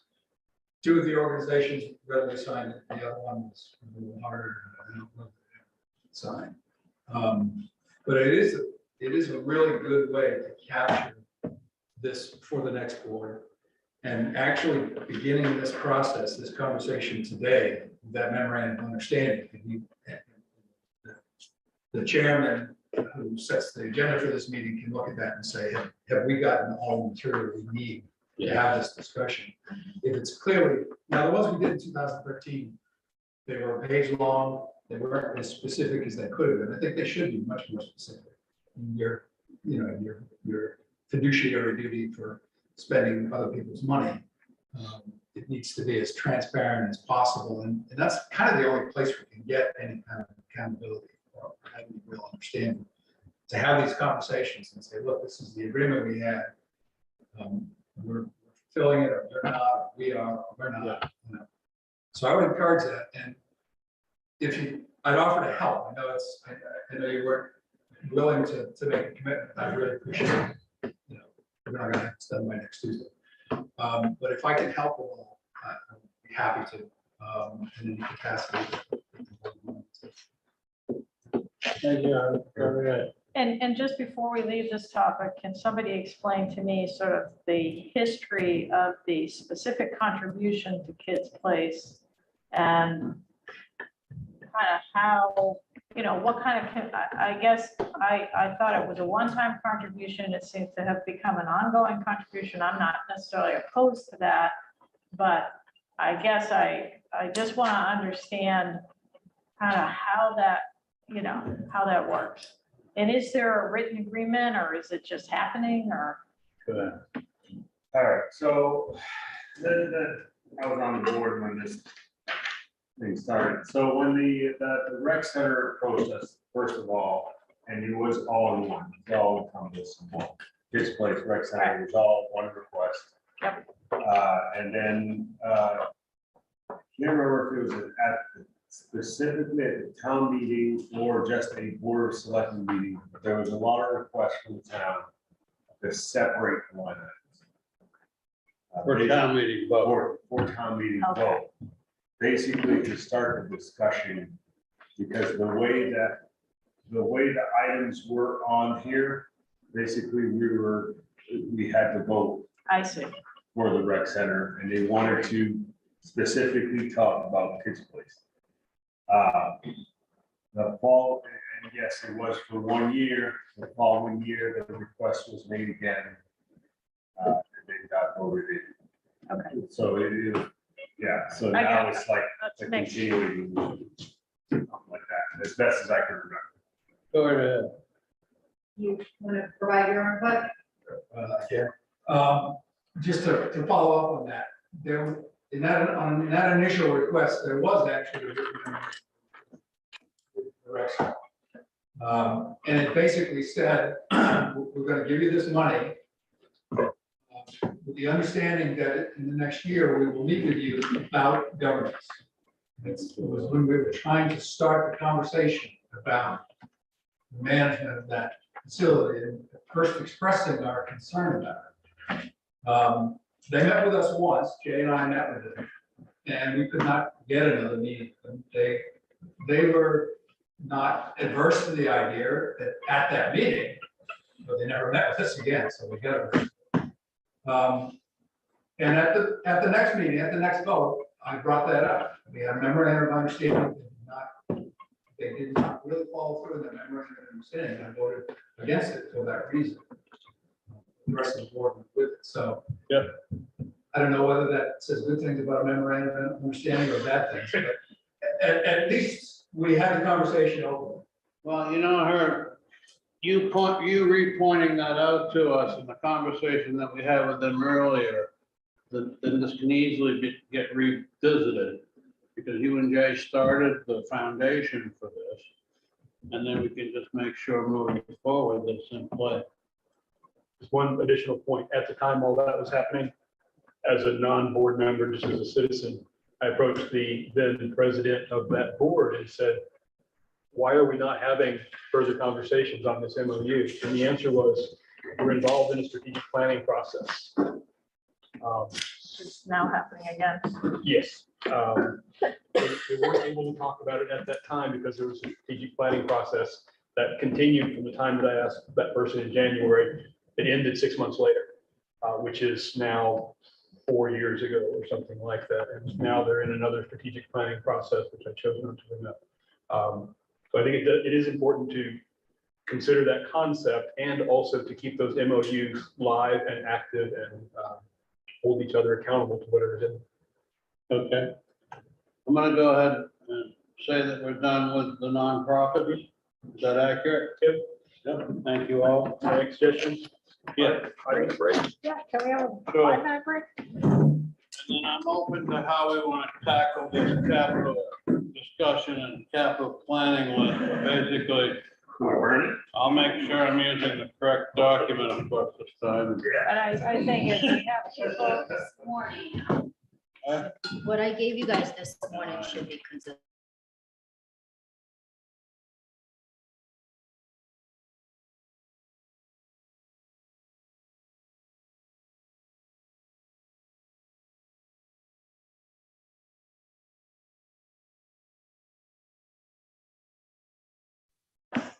And that's why, so this is the one that the hall bought. It's a newer version. So it has this, so the voice is slightly I better. heard people complain about the voice times I've used it at home. Because that's not. You're almost- Well, I think when I was listening to this, sometimes it's difficult to understand, sometimes it's not. I think it depends on the voice. Probably. In my area, it's great. Both work. Back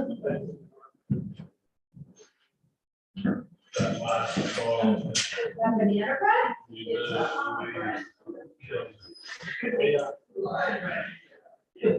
When, like with Tracy.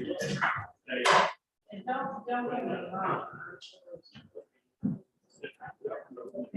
Hold on. Well, when I look at. I'm walking up here. I know. This isn't helping. It's not clear. One of them. That's from the, from the parents' Right. perspective, it's very hard to I'm looking at, like, understand. look at, look at. And right now, if they open I look at, oh, 8 to 12 on Fridays, Courtney's kids, no, my that's, kids. nice. It's a good way to honor it. I mean, I had every meeting Yeah. yesterday in the office from 8 to 12, it was miserable, miserable. Trying to think how long that we're off for the fund. I'll say 52 years. I know, well, and that's why you're able to negotiate. That's 65. That only, yeah. I think he's 65. Why are you- 15. That, and he doesn't have, he never has a good answer for it. Does anybody want me to go dog walk? About a pension. All right. Does anybody want to talk to the store? No. Well, I'm working with my kid at the office. You ladies want to talk to the store? Okay, kids place.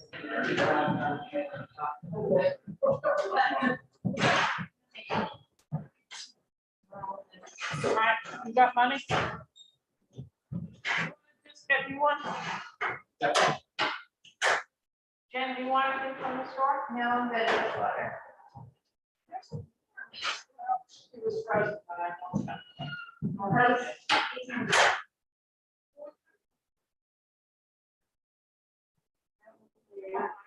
I hope that it belongs to.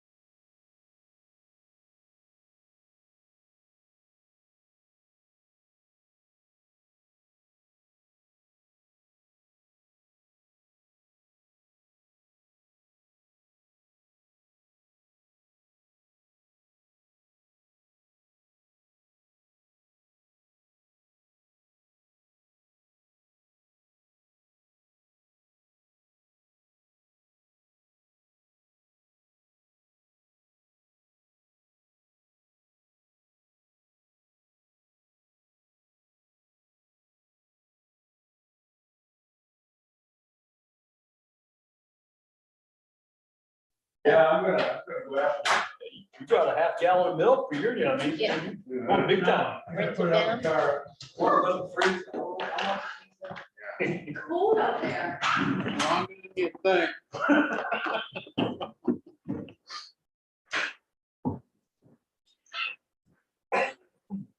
My dad's going to visit Roy. Haven't seen more out in the back. Yeah, are you ready to start or not? I muted. Yeah. If everybody's ready. It is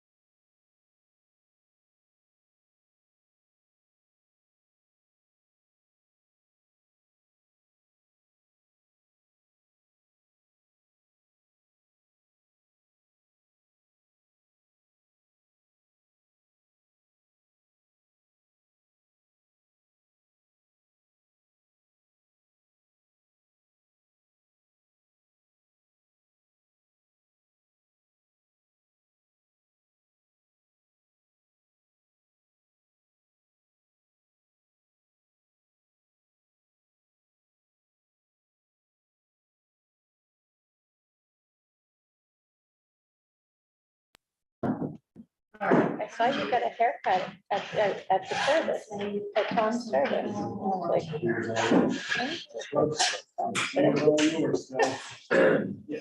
Are we ready to roll? Twins. Okay. Thank you all for hanging in there. We are now on the Town of Big Island capital plan, capital budgeting. We're going to go ahead and start. If you may, if you guys don't mind, with fire department. We have Chief Ralph and Ralph present now in the audience. If you look on page 1, the capital discussion for 225-23, you will see department item 9025, fire department reserve. 2024 initial is proposed at 54,700.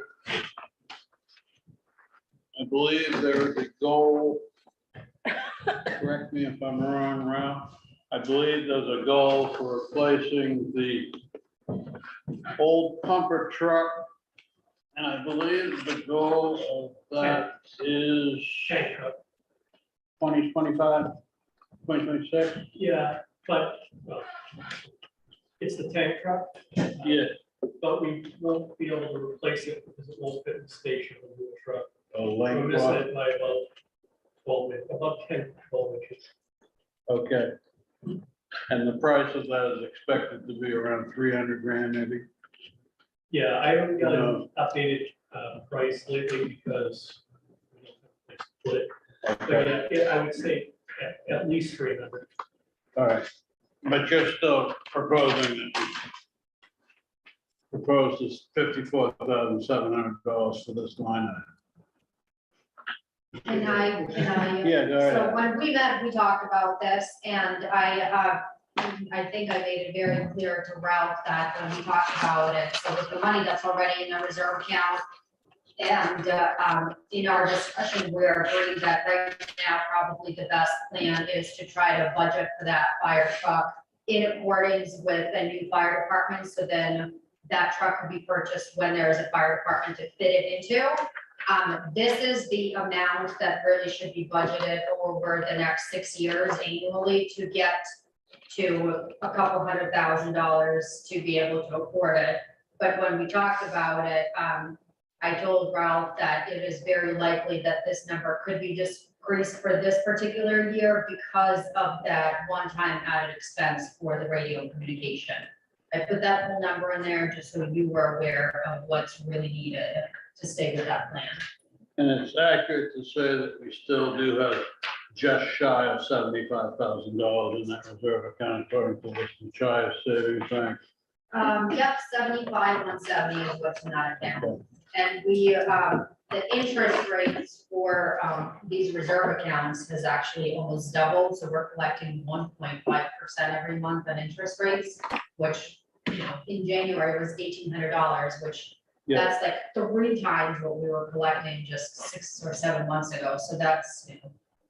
I'll get to the radio discussion in a moment. I just wanted to make sure we were on the same page, everybody with us. Any questions or comments or that? Well, I just trying to make the numbers make sense. You said 6 years at 54,000 would get us to the 300K that we think this thing's gonna cost. But there's already 75 in there? There's 70, well, and like Rolf said, last time he looked, which was what, a couple of years ago, it was, It's a comment at the end of it. So it's gonna be a custom built truck, but when I say custom built, it's the engine 8 and 9, a commercial truck, and they build them. But in engine 4 is a custom bit cab, because it's a 16 cab. So when you buy a commercial truck, it's just a commercial chassis in the end. This will be a commercial chassis, but it's gonna be a little different from the tank truck we have now. This is a plan we came up with in 2004. So originally, we decommissioned engine 6, we had another pump up. So that lowered our capability to relay water and shuttle water. So this truck will have a pump on it, but it won't be a pumper truck, it won't be a class A pumper like engine 8 and 9. To be qualified as a class A pumper for ISO for all of the permits, it has to have a certain amount of things, high suction ladders, all this stuff. This isn't gonna follow that. It's gonna be a sheer tanker pump, so we can relay water with it, but its primary goal will be to shuttle water. So it will be, I'll have to get, I can get an updated cost on it, but cost is changing every year, so.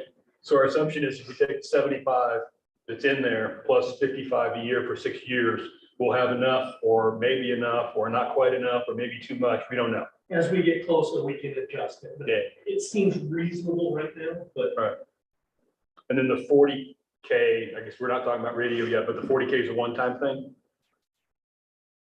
the that's radios, the yes. close to the radios. which was back to Vika's comment that maybe we reduce the 54,700. And to that, something like and that. that was when we talked about, we essentially took, you know, the 54,700 and split it over the 6 years, knowing that there is about 75,000 in there right now, so if on years like this, we increase that number, it's still putting us in a positive trajectory of, in 6 Where it might years, be. collecting the money that's needed to buy the truck outright versus bonding or having to, you know, have 150 set in 1 year. Any more questions or comments on the fire truck reserve account? Proposed 54,700 for whatever, 5 years, 6 years. Any more questions on that specifically? No? Is it okay to move to the radio proposal? If we have a suggestion for a different number, is now the time to say that? For a different number for reserve Fire account number, 9025. 925. yeah? I would suggest we change that to 30 this year, knowing that it's gonna have to be 55 or more next year and years after, because of the radio being where it is. Okay. I guess I'll ask a question now, because it's sort of, since Ralph's here. So what is the potential for any outside funding to support either of these things? The fire trucks, I don't know of anybody, of any outside funding for fire trucks. Grants for fire trucks kind of gone by the wayside. Not saying there isn't, but I don't know of any. Is somebody actively evaluating that? I mean, in the fire department? I've talked to, I mean, the dealer is all about getting grants, because then we can buy truck. And it's just no grants out there for trucks, especially where we have, we were scope when we got a second fire truck, because we had a 2007 truck set. they don't take into account that we don't have mutual aid. Yeah. They look at the big scheme and we get kicked out the first round. All right. And that was back when they were actually giving up grants to trucks and they're just not out there. And I'm not opposed to it, all for grants, but And then on the radio side, which we aren't really there yet, but. Well, it's okay. Are you mentioning that because of the amounts, I'm assuming, Bob, of adding the two requests? And I'm Trying sorry, to smooth out the hit. what's the rate of 36,000 and change or something? well, we'll get to it. Okay. So right now, your suggestion is $30,000. Does anybody else have anything to say about that? Well, it goes back to the radio, how many times is that, the upgrade gonna be required? So we might want to talk about the radios first, because 36,000 is not the number. Which are That's the not total with the batteries. isn't it? No, that's just a bit, That's just the battery. yes. You mind if I read it up quick? If already, We have been presented with a plan to upgrade Sheboygan/Long Island radio equipment. This was initiated due to our failing equipment on Sheboygan. See the attached proposal from RCM with different options. This simulcast option number one, we feel is the right thing to do at this time. The upgrade will include all the radio equipment on Sheboygan, Long and the Back Bay Tower up in Portland. New equipment will be compatible with dispatches, future digital upgrades with the FCC's upcoming required changes. New system will be fully integrated with Long Island and improve coverage in some of our hard to reach places. The new system will remedy the ongoing clicking noises on the radios, which in turn will hopefully keep members from turning radios down or off at night. The newer system has fewer parts and will be simpler for dispatch and RCM to maintain. On page 2, you'll notice that there's option 1, option 2, option 3, but you are recommending the total of $36,426, Ralph? no, well, No, I'm sorry. but, well, the pieces, we have to do Okay. whatever Long Island does. Yeah, We can't change anything unless Long Island does the next first.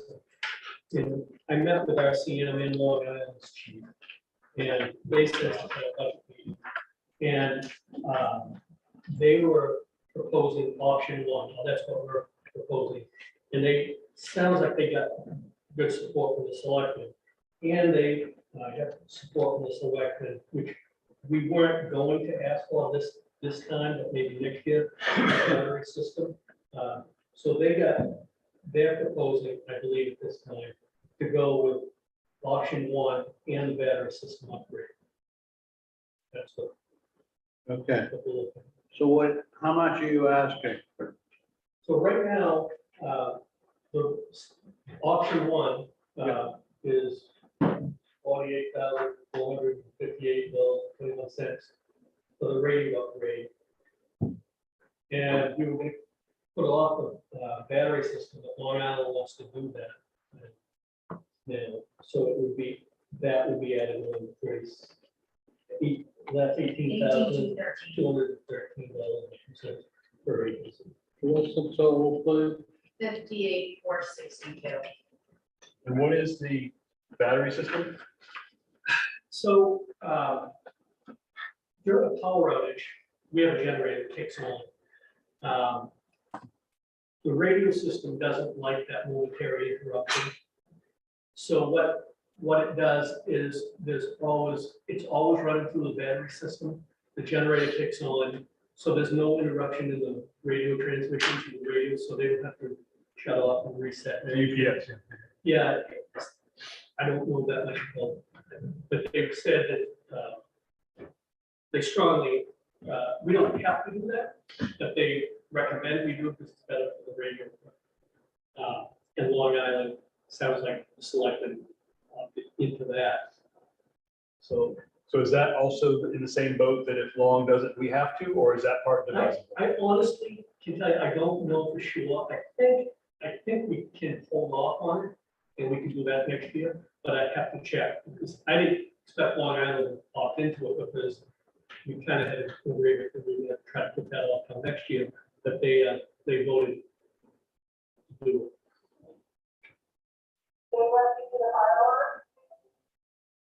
What is your comfort level / recommendation? Are you, I definitely think option one's the best for the radio system. I'd like, does anybody have any questions between the difference between option one and three? I want everybody to be clear on it. We could just go with option three and replace the repeaters that we have now, that's going bad. But in undetermined amount of time, at some point in the near future, between the FCC and dispatch, they're going to require us to go to a narrow band or a digital frequency, digital signal, and we're going to have to change that or something similar in the future. So it seems option one, short-term fix, but it's a waste of money because we have to go with something different in the future. Is option two digital narrowband? Option two, let me see. Option two is.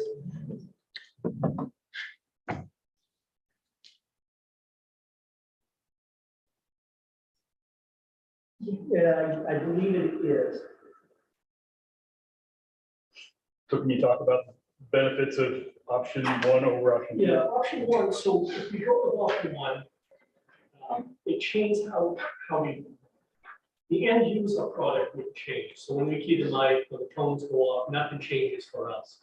But what it does is it simplifies it. We have one, it's a repeater voter, because we are on the same frequency, but different channels or vice versa. So if we're down at Deer Point, down West End, our radios would automatically go to whatever tower's closest. So we get better coverage. If Long Island was to go down, their repeater would go down, they would have coverage from ours. It wouldn't be as good and vice versa. So that's a huge benefit. Also having it, they said we have a clicking issue. Painfully aware. What's that? Painfully aware. Yes, yes. So they said that would go away. They explained in detail, which please don't ask me to do. That would go away. We didn't have that problem with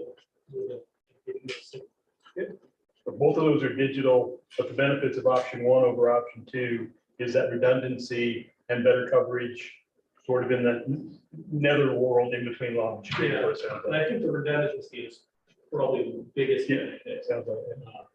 Because right now we have two repeaters. One of them's broke, has been for a little while. So we don't have a backup repeater. So that would eliminate the need to have a backup repeater.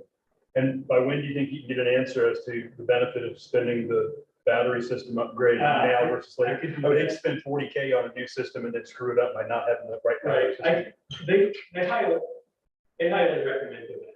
I can find out if we can do it in Long Island, if we have to do it, Long Island does. If you could also find out what is the risk to the equipment of not doing it for another year or two. See what they say about that. I can find that out. good, So it boils down to, my question is, how long is this projected to last before we have to either replace it or upgrade it? Just your guess. I couldn't give you an answer on an update. I don't see an update. This is kind of jumping ahead of the curve by maybe a year or two, maybe 3. I don't know when the FCC's. They need to narrow up the bands and change the digital. The repeaters we have now were put in when we seceded, some 2008-ish. So they said that's definitely the life expectancy of a repeater. So I don't see it lasting longer than that. They'll need to be replaced in the future. I don't know, maybe these last, I don't know. So At least 10 years. Yeah, years or so. So I have a recommendation. What is the total So it would be, we request option one, which would be 40,248 and change. And then the battery system's 36, 18 for us. 18 for us, okay, 58,464. so 58. And I did get an email from the Long Island Town Administrator saying that they received a proposal from their fire department for $60,000 to cover both costs, so. So what I'm suggesting is that we increase the line item for radio communication to 60,000. Is there a line item? Yeah, which is 9036, I'm sorry. Okay, And we reduce the fire department reserve to 9025 to 20. Knowing that we'll just add extra the next few years because we have till 2028 to save for that truck. So next year, we won't have the radio. The following years, we add 10 grand extra in that line item and we'll make up for those 30,000. I'm sorry, what's your recommendation for 96, please? So 9036 to go to 60. And that's to pay for the radio upgrade plus the batteries. And then line item 9025 to go down to 20. That's the round off the numbers. so overall, 80 in those two lines Correct. Versus 95. versus 95 as a whole. Questions or comments from select board members on that? That makes sense. Questions or comments from the chief or the public? Can I ask Ralph? Go right ahead. Ralphie, is RCM, are they like the go-to people for these things? Or do you go out for a quote and get different companies to quote it? Or how's that So, work? We've talked about it, looking into other options. The problem we have is they work with Long Island, so we have to talk to Long Island. We kind of had to have shared frequency with two different companies working on it. Mhm. So that would be really something we have to sit down with Long Island and talk about.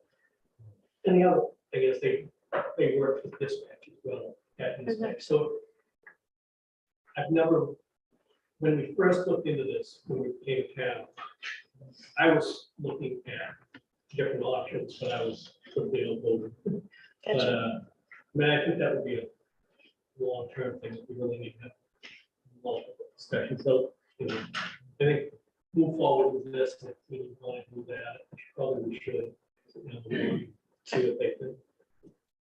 Go right ahead, Carol, and then Bob.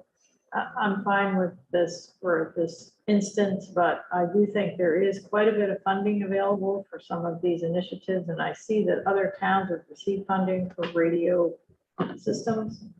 So I know, I'm not sure who it is, but I would encourage us, especially with the new infrastructure bill, I think there'll be more funding. So I'm fine appropriating this, but I really would like to consider funding some of this stuff with, you know, the federal grants that are available. Bob? Two things. One, I think if we think we need to talk to more than one supplier, now is the time to do it before we spend this 60K for us, 60K for Long Island. So, I mean, once we spend that 60K, we won't be spending anything for 10 years. There's not much point in talking about it different. So I would say two things. One, let's sit down with Long and see if they're in agreement of getting another quote, at least one more quote on this, if there's somebody else out there.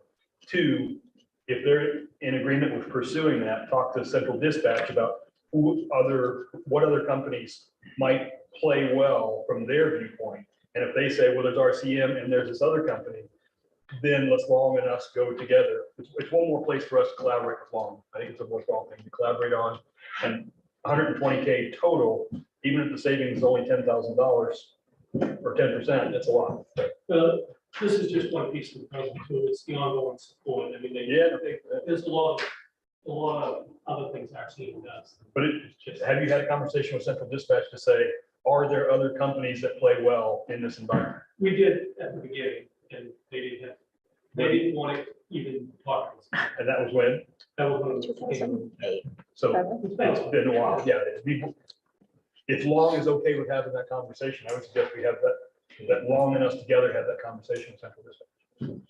Ralph, this is just a basic question for you or any department in this town. I realize that the town of Shubenacadie has limited resources with people helping to go out looking for money and grants, but are there any people in your department that would be helpful in that? Or how would you handle, I guess the better question is, how would you handle trying to go to look for grants in your opinion?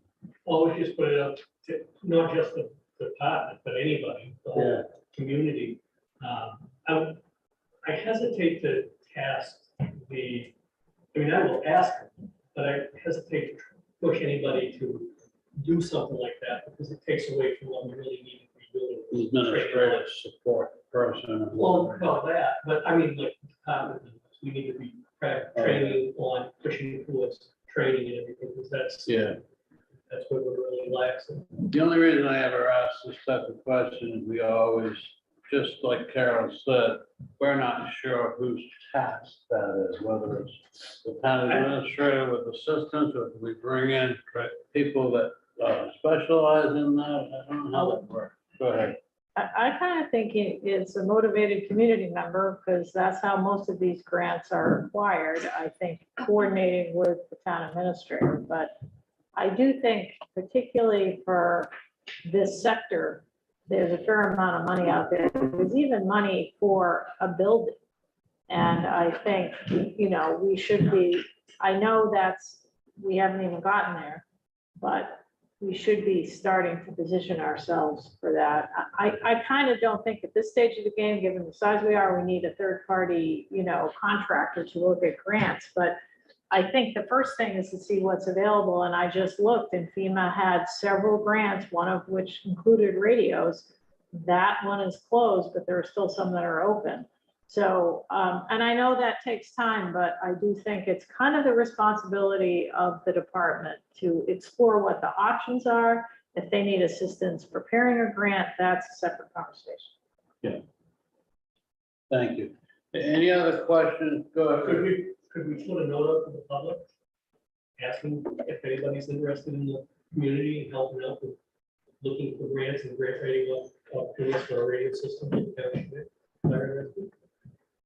I kind of think it's better to keep it in the department who understands what the needs are, because once you throw it out to the community at wide, you can end up with inappropriate suggestions. I mean, that's been happening already. I personally think it's not a huge exercise to look and see what's available. And you've got a lot of members. I mean, it's, you're talking a few hours to do that. Then I think sort of a strategy, especially if it's a big chunk of change, that might be worth investing some money to get some help, but. The only thing I want to point out to everybody, and I don't disagree with the point, is should fire rescue have a limited amount of people, and there's only so much time they're going to donate. It's just so many hours in a day and everything. And we really, really need to have the members concentrating and dedicating time on training, because, when your house is on fire, you have to go put it out, somebody's trapped in the building, somebody has a heart attack or an injury. We need training on that, and we're really not training enough now. And every time we put on, I know it's not very much, but there's a lot of these things that keep getting added on, and that just takes away from the stuff that I see that is most important. I know saving money is important. I want that. But I want to make sure that when we show up at your house and you have somebody trapped on the second floor, we can go in and get them. And that's what we need to concentrate on. And I know, I don't want to go on bad here, but I know the fire rescue has been taken for granted throughout the community. And I'm not mad about that. I mean, even the members of the department who couldn't stand it. And we've always stepped up and done what we can do to help save money. But we have a shrinking population of people that are able to volunteer. And there's always more and more stuff loaded onto them. And I just hate even asking people, because that distracts them from what we really need to be doing, is training and safe people. And well, Thank you, Rob. I'm sorry, go ahead. We do have an administrative assistant for the fire department that would take 7 hours, that we budget for 7 hours a week, so I think that's a perfect thing. And I know the last couple of weeks, we haven't been getting a timesheet from him, so he's either not putting his time in, or there isn't enough for him to be doing, so I think I think that's a good place to start, where, you know, him and I can communicate and work together, but I think that's a position that's for these type of things. That makes sense. Sounds good. Go ahead. One more thing, Maine Municipal offers training programs in grant writing. And it's not that hard, but it's intimidating until you've gone through the training. So something to think about for that person. Yeah. Right now, proposed line item 9025 for 2024 initial would be $20,000, and line item 9036 for radios and communications would be up from 40,250 to 60,000. Any more comments or questions about that? Yeah. So just so you're aware about it, Ralph's recommendation was to create line item 9036, radios and communication, to have that be its own line item and a new reserve account that's created. So that would be something that would go to town meeting, you know, for approval of that. To date,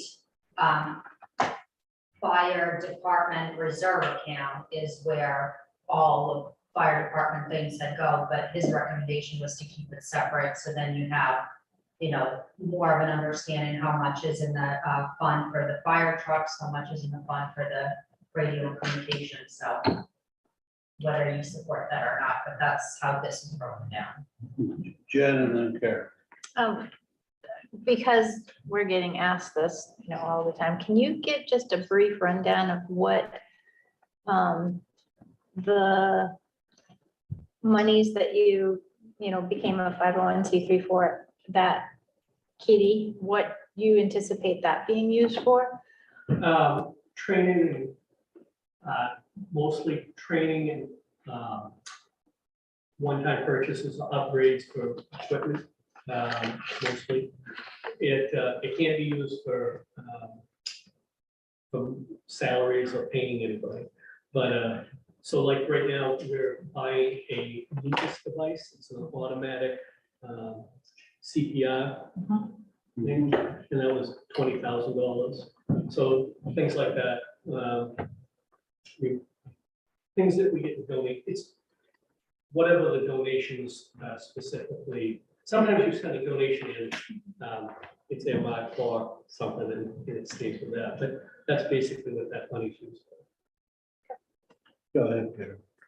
So to respond to Vika's comment about the creation of a new line, since this is a one-time purchase that has, you know, won't occur. I mean, are you proposing that we start putting money away for the next upgrade after this year? I think that would be. So that's reasonable. what you're suggesting. That's why you think it should, I mean, because if it's just to purchase this for now, so there has been no prior funding for this, but what you're suggesting is creating a line item and then contributing to it annually after the purchase? I just want to be sure I understand. I mean, that would be my recommendation. I mean, that's up to you, but we can do it however. But yeah, I mean, that's how I've been asked to do it for, when we've had meetings on capital improvement. Right, and so the only change, that's okay with me, but then I think I would call it fire department radios and communications rather than just generally, because I think we're talking specifically for the fire department, right? Well, fire rescue. Fire and rescue, but I mean, not the town. Go ahead, Bob. I would recommend against creating a separate line because we don't know. I don't see any point in beginning to accumulate capital for something that we don't know when we're next going to need it. We don't have an expectation as to how long these are going to last, except it's a long time. So I would say, take Bo's number, which is 80K, but put it all in fire department reserve. Problem with that is the definition of the fire reserve. Does it not include radios? Can I bring it Pretty down? sure that- Capital maintenance and replacement of fire trucks, associated firefighting rescue equipment and communication equipment and structures. So it's So it is, So when I've had 2 or 3 meetings with capital improvements, budget committees, and that's what I was asked to do. So that's just what I've been asked to do from the committees. So I'm just going by their recommendation. What committees are those? Yeah. The capital improvement budget committee? Who, I mean, from the town should be? Within your Yeah. department? Yeah, the board of selectmen asked for that. But just to clarify, the Yeah. current definition would cover radios. yes, So my recommendation would be to strike out communications out of that line. So that this is more defined, because what's gonna happen is we'll put the 60 in there and it'll be used for a fire truck. But, Go ahead. If we follow that logic, then we would take public works equipment and break it into tractors and then trucks and on and on and on. I think we can have notes and we can have the discipline to say, we took that number up to 60K so that we could do the radios, and we know that we're gonna have to keep it up at a big number, something like 60K over the next 6 years in order to buy a truck. Our capital budget, capital improvement committee, which we don't have one right now, but those notes could reflect that. And I just don't know where you draw the line. So I would recommend we keep our capital fund structure as consistent from year to year as we possibly can, instead of constantly adding lines and deleting lines. And I'll do anything to move this conversation. But what I'm gonna say quickly, I'm fine leaving it the way we propose, leaving the 20,000 up for the upcoming year under the 90-25, and leaving the 60,000 under the 90-36, because radios and communications, I mean, isn't that what that is? But are we if- creating a new- I guess yes. just clarify, this is showing up as though it's an existing fund, but it's not. So account number 9,9036 in discussion with Ralph this is new added line item for capital expense, which means that at town meeting, we're gonna have a vote for taxpayers to then approve that to be a capital reserve account, which would then get added onto the checks. Right. As it sits, we do have the fire department reserve account where the radio would be able to fall under, but it was, in discussion with Ralph, that was a recommendation to try to keep it separate, and I wanted to make sure you understood that Yeah, in this, so it didn't kind of just slip through. that's right, and stuff, but go ahead. I know you don't want to talk about this, but what we're talking about is a one-shot,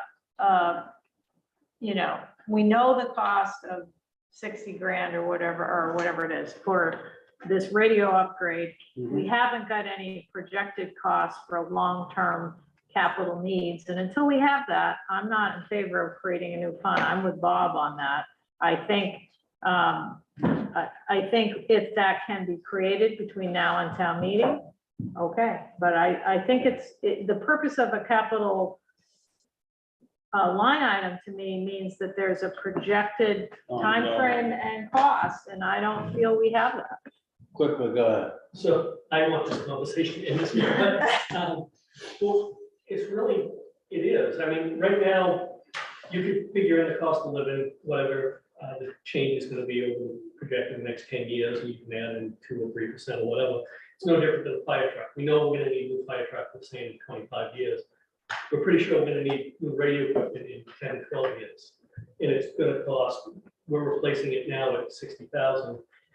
So it would be 60,000 plus cost of living. So provide that to the select board, and I'm happy to create a new, that's me. I don't care how you do it. I was sheerly going by the recommendation of the committee that I sat with. Okay. So my view, I'm sorry, since the definition in the fire department reserve does mention communication, I don't see the need of creating a new line item. We just need to make sure that we keep track of like Bob said, keep track of what we have in there. So I would propose that we ixnay the 90-36 and 90-25 fire department reserve be brought up to 80. Yeah, that's fine. Any resistance to that? All right, let's move on. Go Yeah. ahead. I'm gonna talk about half an hour. All by yourself. Yeah, all by myself. No, just a quick comment. This, just the documentation for this and how you keep track of this stuff is the capital plan. And you just need to have a capital plan that's complete, current and up to date. And that's where you document the schedule, how you plan on spending it. Because there's nothing here about schedule. That's in the capital plan. So I would encourage you to think about that. I see a copy of it sitting there.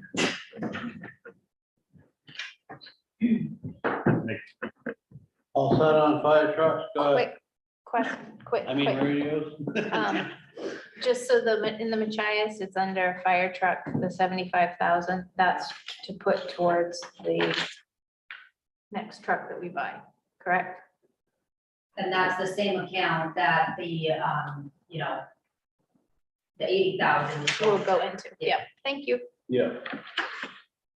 And just very quickly, right now, we have around 80,000 in that fire truck reserve account in the Machias Savings Bank. 75. January 30th. 75. Okay. Yep. If you don't mind, I'm gonna jump down to 90-50 paving. Right now, there's nothing. Thanks, Ralph. Thank you, Rob. Right now, there's nothing proposed on the right side, 2024 initial. Which one are you talking about? Paving. David. 90-50. 90-50. The reason there's nothing proposed is we don't have a project coming up for this coming possible paving season, but what you did get in your packet is a quote from Allstate Asphalt Company for chip sealing Old Cart Road, Caps Road, Fenderson Road, Chandler's Cove Road, and possibly a double chip seal right out here, South Road from Roy Hill up to the end.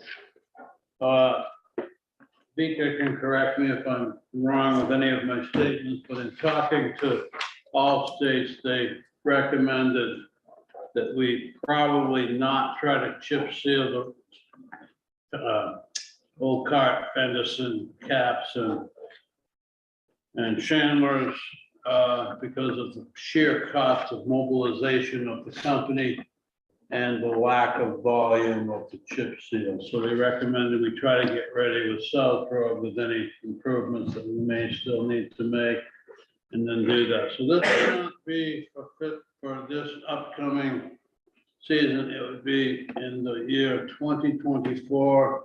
The estimate is $138,129. We currently have $37,486 in the saving account. What's the will of the board? I recommend that we put $75,000 in there this year. Okay. Anybody else with a comment? Go ahead. So when might we anticipate being able to do anything to Bennett's as far as paving goes? Bennett's Cove Road, is that what you're asking? Yep. Wednesday's selectmen's meeting has the survey results on it, Okay, so. We don't have a plan, right. so until we have a concrete plan of what exactly we're doing with that road, the cost of paving is kind of in the back burner. That's my thought. I'm just speaking for myself. So not likely in fiscal year 24. Correct. I would push it out probably a few years. Go ahead. To that end, I think Bo's suggestion is a good one to try to smooth out the big impact of next budget cycle's regular paving stuff, knowing that by then we may have a plan to improve things down at Bennett's from a safety standpoint, which might actually also include paving. Yeah, and I'm fine with that proposed amount for this line item, and I think Herb will agree with me. The road plan and the road committee, the charge really had nothing to do with how roads got finished and what the proposed product was. It was a survey of the existing conditions and recommendations, you know, which may follow that of the existing paved roads. And so the charge of the road committee really never has had anything to do with dirt roads. Whether we want to look at that and make an adjustment with that, I don't know. Or whether we want to have a public works director committee, or I don't know what we're gonna be doing here. But my point is, since she brought up dirt road, there's never been a plan or a way to get to a plan yet for dirt road. Is that accurate? Yeah, we mentioned it in the old road plan, but it's always been, take care of it first. We haven't even got a lot done yet. So that's where we are. It's only about 3 miles. That's where we are with dirt roads. Dirt roads, you know, you can bring someone in that knows how to build roads, and you can say, this is what it needs, and this is what it needs for material and crown and width, and you can get there easy enough, but someone has to do that. That's my point. So I'm fine with the $75,000 proposed to put in this reserve account. Anybody else with a comment or question on that? We good with this one? Thank you. I would like to move to line item 9055, which is public works equipment. Right now, in the public works equipment reserve account, we currently have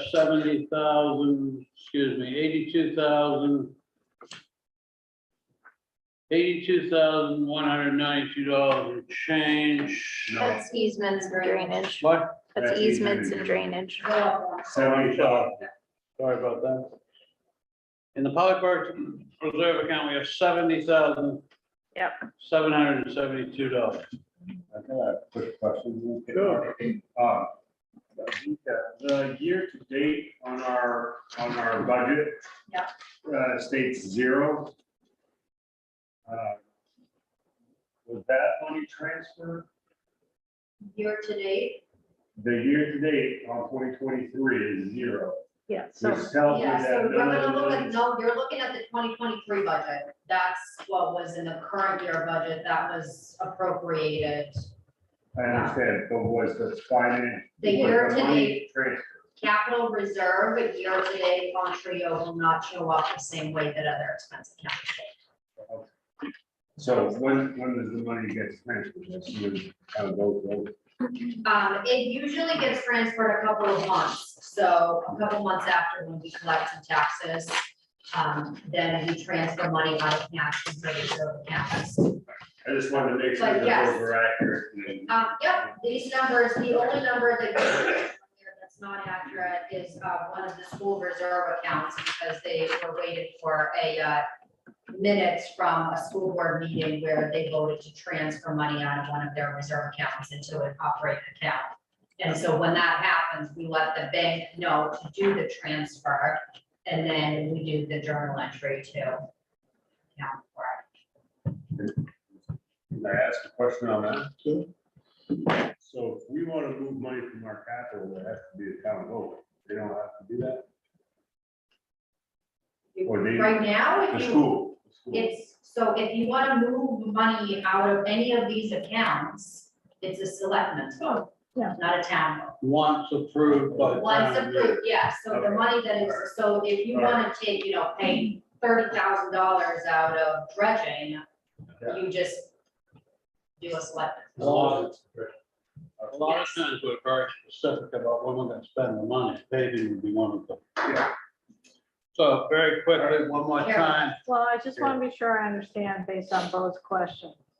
the numbers in the Machia Savings Bank sheet represents includes the money from fiscal year 2023 Yes, this year. yes, It's already been moved except for Yes. that exception. correct. Then this makes, and I don't even know how to ask this question, but since we don't have the audits yet, but if there's, are there undesignated funds that are gonna have to get accounted for as part of the audit, or have you already done that, or how does that work? So, speaking from what I went through last year, going into the budget season, Marjorie was able to sit down with me and help me determine, based on where our books were, what she felt comfortable recommending for using for undesignated funds. And so chances are that's probably going to be a similar path that we go off of this year, because our 2022 budget will not, or 23 budget will not be done in time for. So, but we're catching up from 2021 and 2022, so there may be some adjustments, probably favorable. I would, in other words, she was probably conservative in estimating She those? was. Okay, so what happens, that money would then get moved into General. the general fund? It depends. So last year, the selectmen recommended that a number of, that would be moved into the general fund to offset the cost of taxes. The school, what they did is, they recommended that a portion would be to offset the taxes, but then a portion would go into one of the reserve. So that would be a decision we would make. Yes. Okay, got it. Thanks. Okay. Very quickly, we have a balance in the public works equipment line item of $70,772. The recommendation for line item 9055 is to put $25,000 in there.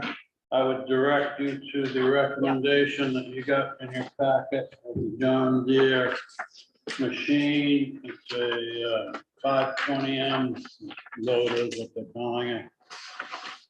And the total price is, 88,453.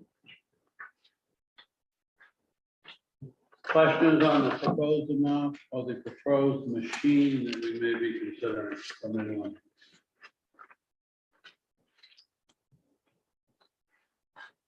I haven't studied this that well. Is the goal certainly to do mowing? Yes. Is there an attachment for sweeping? Not sure. I don't remember. I'd have to ask Chuck. I know that this particular model, Chuck and Justin, the previous administrator, they took a field trip and they specifically looked. And so the quote was provided. This is now the third year that this individual has updated and provided a quote. I remember the focus of not having to rent any equipment to be a big selling point for it. Well, that's why I asked about the sweeping, because as you remember, the mowing was costing us about, I don't know, $5,700 a year. The sweeper was costing us about $2,500 a year. So that's the basis of that question. Yeah. And then I assume this machine would be more than capable of raking / dragging dirt roads, so, which is another thing. I believe that's the goal. Okay, sorry to ask. Two things. One, when we did our tour, I asked Chuck about a couple of those things. The rake that we have now, the very compact York rake with the battery powered spinner thing on it. He said that will work on the new tractor. This quote includes the loader, the tractor, and the Ferry TM46FE is a boom mounted mowing device.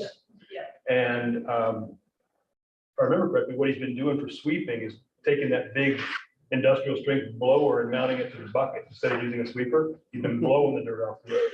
And We did that, he did that last year. We did rent a sweeper last Oh, we did? year Okay. for the benefit of, with the paved roads, they needed, yeah, a little bit more. I don't know if anybody else took I took a couple of good complaints About about the that blower. blowing in neighborhoods where houses were right near the road. Not saying it's not the right thing to do in some places, but I did take some complaints about it, so just keep that in mind. Go ahead. Did we get multiple quotes, or is this the only quote? So I believe, I, for this year, only got this one because, it had been an individual that I had worked, had spoken to over the year. I believe that when Chuck and Justin, did the initial research, there were multiple places that they went to and looked at. And then ultimately it ended up settling on, this dealership in Auburn. So I would offer that Auburn's further away than Portland. And given that it's been a couple of years, I would request that we get a second quote from somebody in Portland. I would suggest that it not be the John Deere dealer in Brunswick, because everything I've ever heard is that they're a pain to work with on service. I've worked with the Beauregard down in South Portland for my personal stuff, and they've been excellent at service. Bo knows far more about it than I do, but I would say we need at least one more quote, and I would suggest it be from somebody closer to where we are. Yeah, look at New Holland. You gotta compare with John Deere or New Holland. Yeah, student specs of this tractor. And then quote. So what I did is I took the selling equipment document and I went right on the website, John Deere website. These numbers and these quotes, you can go right on the John Deere website and put in, the codes. And I put in all the codes and it came back the same exact number. Right. So, Go right ahead. So we're talking about a total of 9, so the 70, there's a balance of 70, adding 25 would get us to 95. We're talking about generally 90,000 expenditure. So there's no other public works equipment in the long-term plan that we're looking at. currently, with this tractor, it will put them at a good place to be able to have all of the equipment that they need. That is, if the large plow truck gets proper maintenance done to it. And then a couple of years down the road, we're thinking they'll probably end up needing, the town in general will need another vehicle. Jen, go ahead. Don't they need a new, like, pickup truck? Because Well, the and back that's, of them. I spent a lot of time with Chuck talking about this. If you recall in the memo that I provided for the discussion for the departments, the large plow truck that was originally told that wasn't fixable can be fixable. And so now with that vehicle being fixed, and with a brand new pickup truck, they have 3 vehicles. And he said, and then obviously no one understanding that this is a large expense, that with the fleet of vehicles that they have, now with this one added, that would be sufficient enough for them to get through a couple of years. And then, in a couple of years, probably look into investing in a pickup truck for the department, but recognizing that there are expenditures all over the, municipality in general, that I guess that was kind of the compromise, that there's enough to work with for the next few years. Does that answer your question? Yep.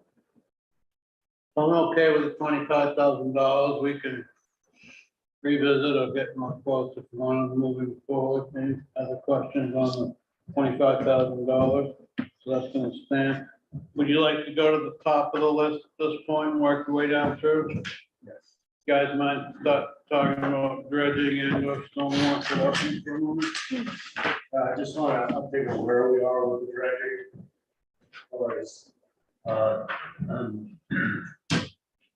Army Corps. So, had a meeting with them in, the beginning of January. Mark happened to be in the office, so he sat in on it. They had shared some preliminary rough numbers that at that point they didn't feel confident enough to release because they didn't have any, companies that had secured on anything. They did schedule to try to meet I believe it was 2 weeks ago, in hope that they would have some information to share, and then ended up canceling that meeting because they weren't able to get their information and numbers together. So to date, they're working to try to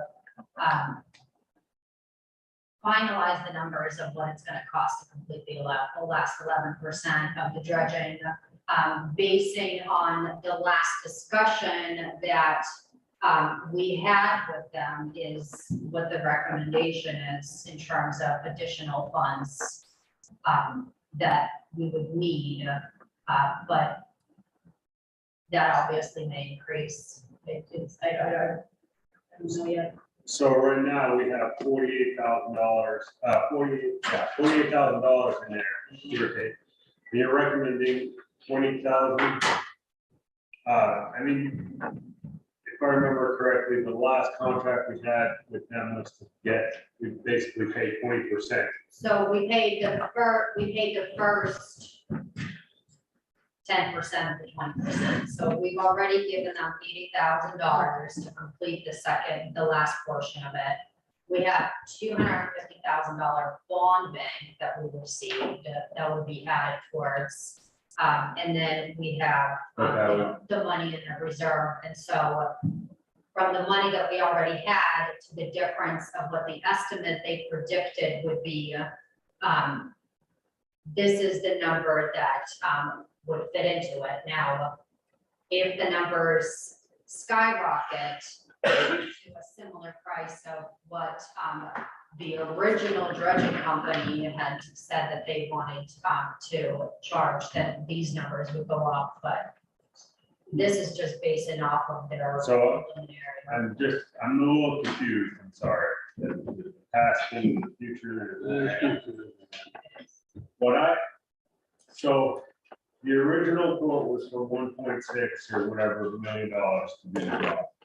We had to pay them 200 and some odd, whatever, there's a little bit. And then we didn't put any other money aside to pay for this potential 11% more, the extra work that you're gonna do. So the town had all of the funds to cover the cost of the dredging, start to finish, after last year's $250,000 bond bank vote at town meeting, not last year's, but it was like the December before. And it was when that job wasn't completed that then we had to wait for additional information. And at that point, we were told that it was going to be significantly, a little bit higher than what we had already set aside. So we were expecting to already have funded the whole thing. But with them not finishing and now having to come back with a different company and having them put it out to bid and having it be, what, 2 years later, it's going to cost us. Well, I understand that, but so now it's gonna cost us more. So I'm just trying to, we don't know that to guess on that So, number. This number is based off of their predicted guess of what they're hoping Right. for it to cost. Right. What we don't know is what the actual number of what it's going to cost Because is. they haven't. But we don't gotten need to those deal with numbers. it now because it's a couple years down the road before it's gonna get done. We can deal with it in the next capital budget year. Well, so they're hoping that for them to go out to bid to collect companies that would do this is gonna be this spring. Oh. And then the idea is that fall of 2023, which is coming up, is when the work would be done. So we do We need do the need funds within this budget. So what you have in there is what we think it might be, but we don't know yet. Correct. So that's what I'm trying to eventually get to. So with the 20,000, that leaves us $68,000. We have $250,000 bond in that. Too. That's, so That you we have, didn't use in the initial. because that was supposed to We be. haven't to used it, we complete have the work. authority to use it. We have, yeah. All right, I'm fine. So we have 250 No, it's All right, confusing. no, I just, plus 48,921 plus 20. So, and we've already paid our $80,000. So it, Even though I'm not comfortable with the way it's gone down or possibly going to go down, I'm comfortable with what Mika has described. I've also participated in one, maybe two conversations. And that was, yeah, that was the last time. So I'm fine with 20,000. Anybody else need any more to say or to ask? I guess my only question is if it turns out, say the bids come in higher, our share is larger, what do we have to do then? Do we have to have a special town meeting to appropriate To additional raise money? the funds, yes. My goal is, my hope is that we'll have the numbers within the coming weeks, not months, but within coming weeks to better. Yep.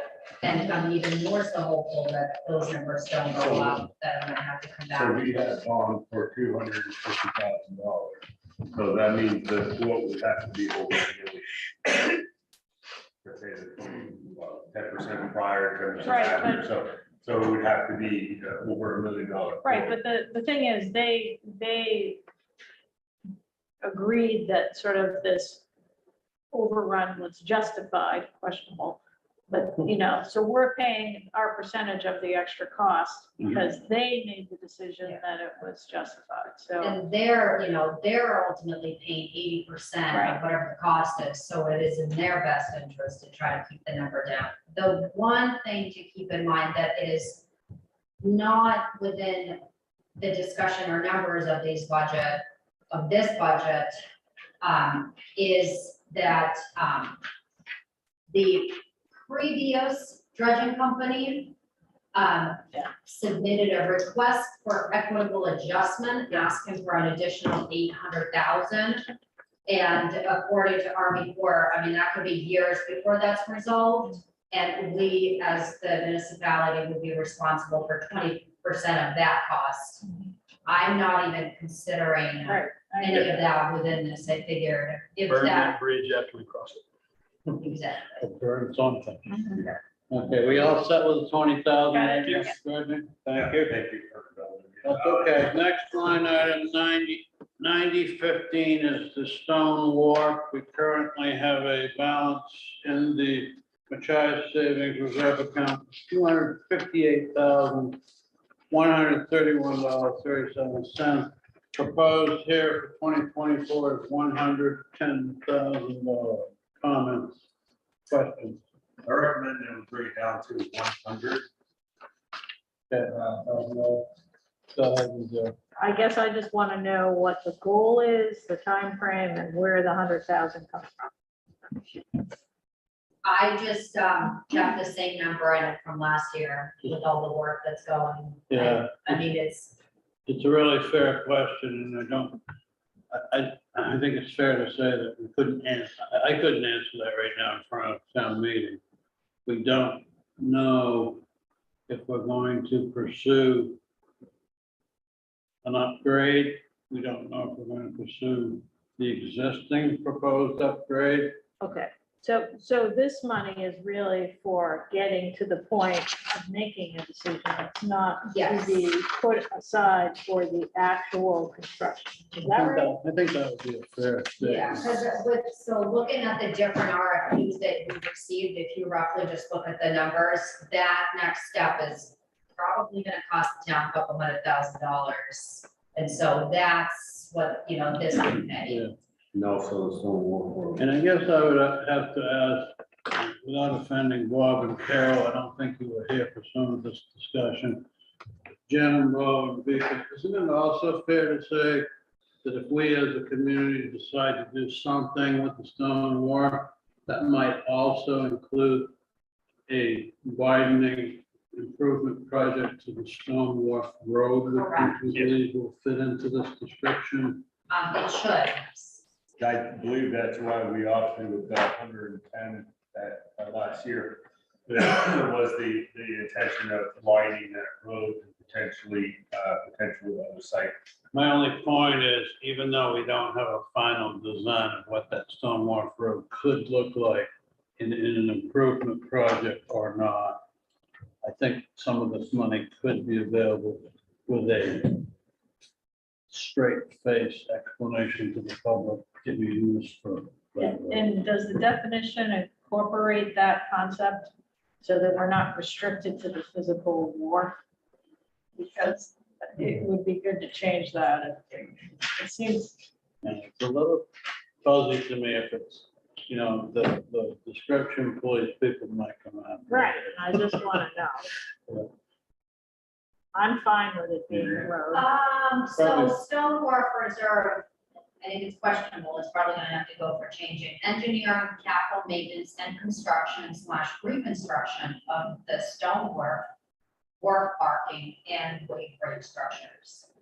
Parking sort of covers it. Well, we may want to think about asking the people permission to add access road. Yeah, and I think, Stone Wharf Road. and I think if we're doing it now when there's not a specific proposal is way better than waiting. I'm sure they're gonna say, yeah, whatever, just do Right, something. Just get it fixed. Well, and with a change like this, we would take this language and add, Yeah, and just have, Okay, that was my only That road, question, yeah. because the Wright Pierce estimate was 15 to 18 million. So I mean, that's kind of difficult for this community. So, right now it's 110,000 proposed. I believe Bo has suggested 100,000. Does anybody else agree or disagree with that? Go ahead. I just have a question about why the change? Just to make it save $10,000. It just, I know we'll need some money in there from the Stone Wharf. Or just maybe 10,000 place somewhere else. That's all. To me, it doesn't matter 100, 110 ultimately, but I'd rather see that. None of you three are agreeing with this proposal. I leave it at 110. What? I would leave it at 110. Okay, Jen? I put it 150. Okay. One what?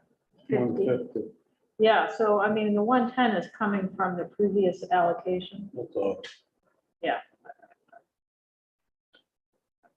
And not to make this day go any longer, 110's fine today. Are we saying we're leaving it at 110? I think that's good. Okay, any more, nothing else in there? Thank you. Skipping 9025, we already spoke with fire department, we will go to building facilities, 9030. Building facilities. Building facilities has a balance of $25,817 and change. Proposed is $10,000. Question, comment? Do we have a plan for that money? No. As we're trying to talk, right, we're trying to get with Fort City right now to try to get a plan together to use some of the ARPA funds, but if we can use some of this money to try to manipulate the building that we have currently, so that later on, it wouldn't be such a transition. A small remodel. Small remodel and try to, so. the other thing is the definition of this reserve is, sorry, I just lost it. Capital repairs and modifications to the administration and public safety structures on North Road. That's consistent. So, Do you have a question? Yeah, and I guess the question is, we had 10 last, 10 in 2022, 10 in last year, and is that enough? I mean, That's gonna be my question. should it be more? Because I think we're doing the design planning and what you're also talking about implementing some changes. Is that correct? correct, and I didn't put any number in there, but that was gonna be my recommendation, that as we move closer in design phases for, new fire department and improvements to the current, that it might be time to start putting a little bit more in there, just. I would double it. I would double it to 20 now. Yeah, I'm with you. Carol, 20. Anybody else got a comment on that? Jen? Just that, it's building facilities and new town office. To me, that's, Oh, wait a minute. I'm confused. Sorry, Vika, you read us. So, yeah, the facilities is, System. well, it's to the administration and public safety structures on Oh. North Road. So I take it that it could be used to the current town office, the current fire department, or technically transfer station is on North Road. Okay. Because it's facilities on North Road, so. So that's Okay. not Whereas what you the would think town it there. office, it's very specific, a reserve fund to build a new town office. Gotcha. So, That's not what you were thinking, Ken. Well, and then are we thinking, so I didn't realize they were two, no, I'm still thinking 20 is okay, but the new town office fund has 50 in it or 47, but it's probably. New town office has, Some of that 47. money is allocated to 47, Port City, isn't it? yeah, so the new town office, we have what is it, $29,000 contract with Port City, that's where that money is coming from, is from that line item too. I'd be fine with, personally, I didn't realize they were two separate funds, but even so, 90-30 being 20 and 90-31 staying at 10, 90-31 what? staying at 10. It's proposed at 10 for 2024, and I'm okay with that. That's more of a design related stuff. So for 90-30, you're still proposing 20 instead of 20,000 instead of 10? Yeah. Yeah, me too. Does anybody else either agree or disagree with that? Yep. We go to the new town office, are you proposing leaving it at 10, Carol? I am based on the facilities. Yeah, I'm committee. fine. Right now, I'm not.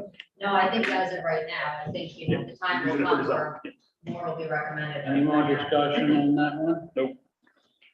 90-32 land acquisition and development, there's nothing proposed for this year. Balance in the reserve account is $12,878. Any comments or concerns? Go ahead. I think that was a proposal from the floor last year at town meeting, because there was this sense that, you know, from the community that we weren't putting enough money away to protect open space. I support that idea, and as I looked at some of the budgets this morning, you know, I wonder if we shouldn't be reallocating things. So I'm a little reluctant not to continue. I mean, it's not a very large amount of money. I don't know. Do you have a proposal, Kara?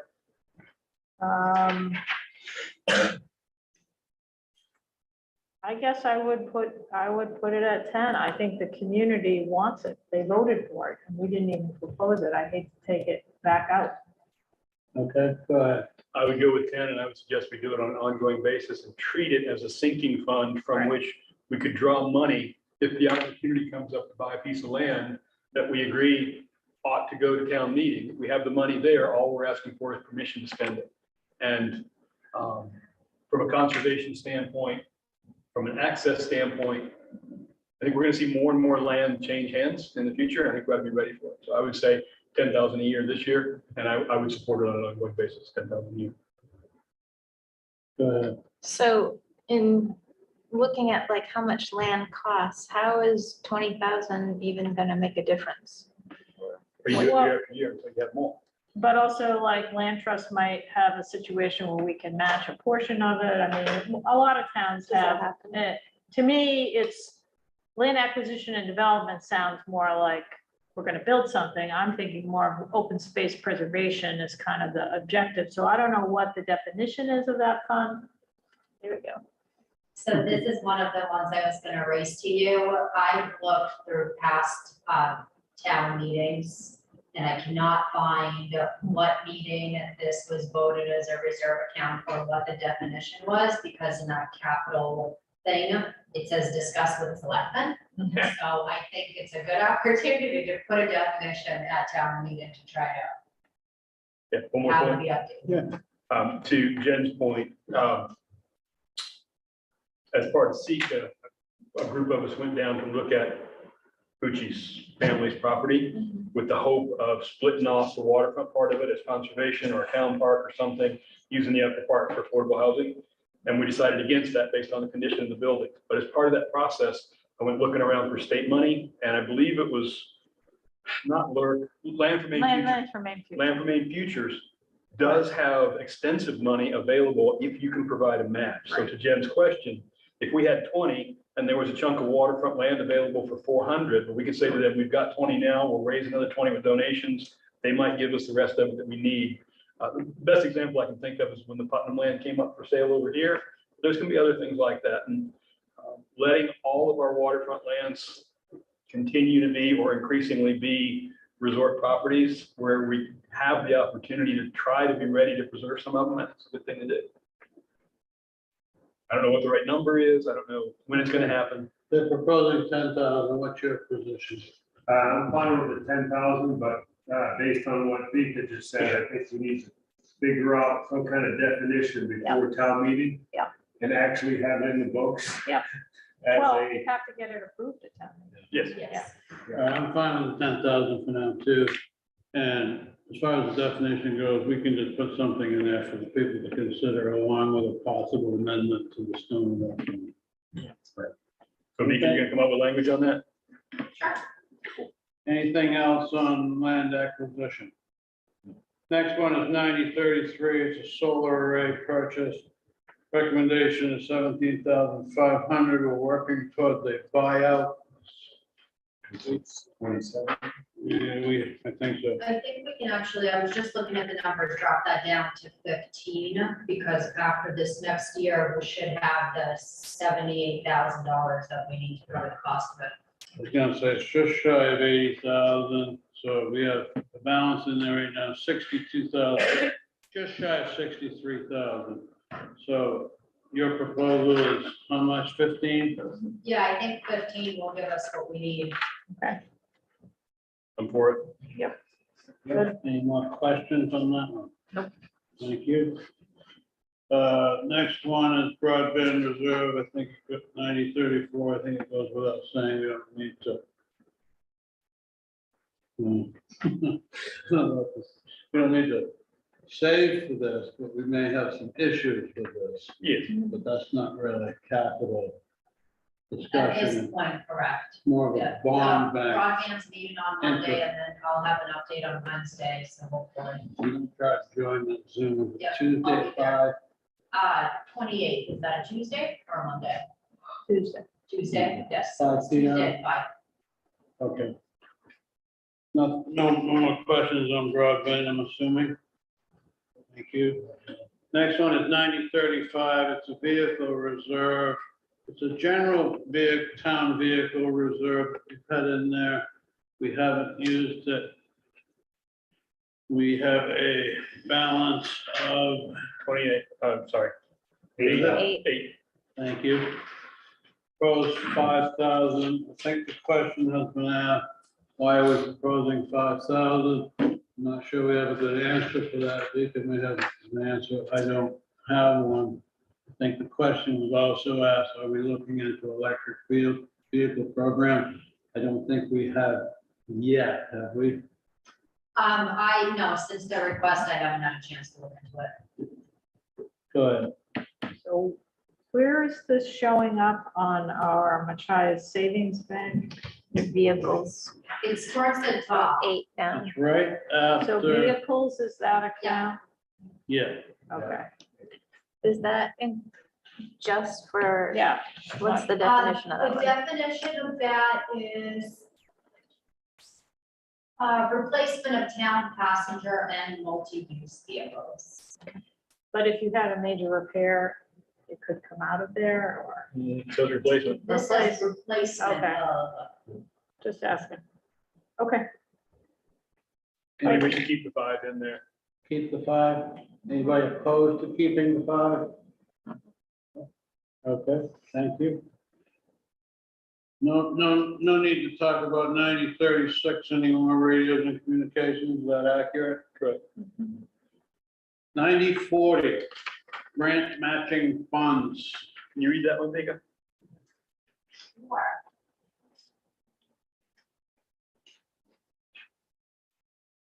Prospective contingency fund used for town matching share of public or private grant opportunities. We currently have a balance of $27,929.85. Recommendation for this one is $10,000. Questions, comments? Go ahead. So the ship and harbor grant that you have right now is gonna require a $25,000 match, so this is only gonna give us 11,000 remaining, something like that, well, whatever. So I guess my question is, I don't know how all this often gets used, but is that enough? I have not used it since I've started, but no, in the 25, I put a number in here just so it would spark a discussion, but honestly not knowing what a good recommendation would be, other than the fact that, you know, we are actively looking for multiple grants, and it probably would be wise to have a little cushion in there, so then if we have to do any kind of matching, then there are funds for them. I would say that, to me, it would be a minimum, I think, without any other guidance, then I wouldn't increase it, but. I would increase it as much as I'm reluctant to increase anything in this budget, because I look at it not so much as an expenditure as an investment. In other words, if we've got 10, that might help us get 100. If we've got 20 in that account after we spend the 25, I think we need to keep pushing ourselves, all of us, to do a better job of finding grant money, and almost every grant's going to require matching funds. So I would actually bump it from 10 to 20. 20. Bo? Yeah, I'm kind of in the same boat. We've got a lot of projects that are gonna be coming up. I'm fine. Yeah, putting it up to 20. Yeah, because we're gonna be wiping it out this year. I don't know if it matters what we think. Do you have an opinion, Jen? I, not really, but I have trouble putting, grabbing something that there isn't already, like if you came to me and said, well, we have this grant that's gonna be needing this and this grant that, I'd rather stick it, just the whole overall, I'd rather have it at 10 right now. And I hope everybody proves me wrong. That's not a good decision. I'm fine bumping it up. I think the small harbor improvement grant's the only one we can identify right now. But there could be a DOT grant for improvement on Cousins Island War and so on and so forth. So I'm fine bumping it up to 20. And we're not spending it unless we're getting a grant. Yeah. That's my Savings thinking. account. Yeah. It's like putting it in your savings account until you have, Let's see, what was that one? Next, 90/40. 40. so what did we end up at 20? Yes. Oh, yeah. Next one is 9045. This is the reevaluation reserve. We have a current balance of 75. 75. 75,000. Proposed is zero. I can't remember has Jackie taken a verbal guess at what this? So, I talked to her last time she was here, and, her recommendation had been set aside $75,000 for a reval. When she was here this past month, I talked to her and said, that's what we have right now. I'm not recommended to put any additional money, but I do think it would be wise to wait a year or so until the market drops down, and she said that would be her recommendation too. If that 75 is there, great, keep it. Wait another budget season to see what the market does, and then, if quotes come in at higher, then plan adequately for that, but for now, that's kind of where it stands. Sounds good to me. Anybody disagree? I mean, talk about that anymore? I can't see why we can't put like 10,000 in there. Because a reevaluation always happens. So whether it happens next year or not, it's not an issue. It's gonna be a continuous thing. So whether we put 5,000, 10,000, just keep a continuous, But- basically the same thing as the grant. Obviously you don't want to put $300,000 into it, but at least start saving into it. So, yes. I agree with that philosophy. I think we need to update the capital plan with the schedules for a lot of those things so that we can justify the amount. So until we've done that, as long as we can cover a new reval. I think that's the way to do it. I think sort of arbitrarily pulling the number out of the sky.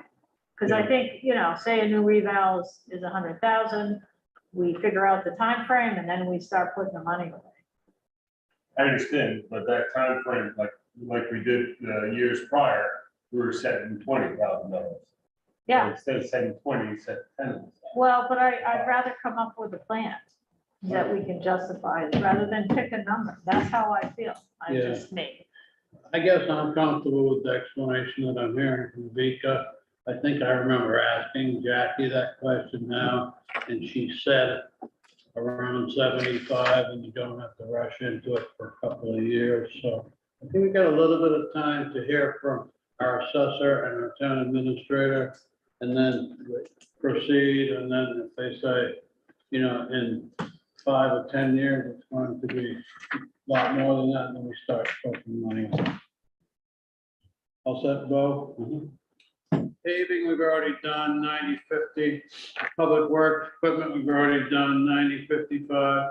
We're now on 90/57. Recycling compactors. The reason there was $15,000 showing up 2021 actual is we actually purchased a compactor, I believe, and had a plan for that. Then we put $1,000 in 2023. We have 1,000 in there, $1,000, Yeah, 1,000 now. $1,008.70. Balance. So questions or comments on this? So $1,000 in there was mine. Pretty much is just basically the same thing as the 10,000, so that's over, I can't remember what they said, it's like 10, 15 years for one to, before we have to replace it, so I was like, yeah, let's put $1,000. Like, It's fine. I think we need to kind of translate these to actual schedules, and I think probably the transfer station's gonna need a bigger capital budget ultimately. As well as the bigger overall plan. Yeah. Any more questions on that? Okay, thank you. Next one is 90/58 easements and drainage. 0 in 2021, $20,000 in 2022, $10,000 in 2023. Obviously, we were getting ready for some big drainage and easement. got 82,000 in there right now. 82. Yep. Nothing proposed. All right. Have we completed all the work down Artist Point, caps, all that stuff? Have we? No. No. That's why that was in there. Right. Also, we put some money in for this, right across the road. Yeah. And I'm hoping to get to that drainage on Firehouse Road here, the weather could cooperate. I have all the materials.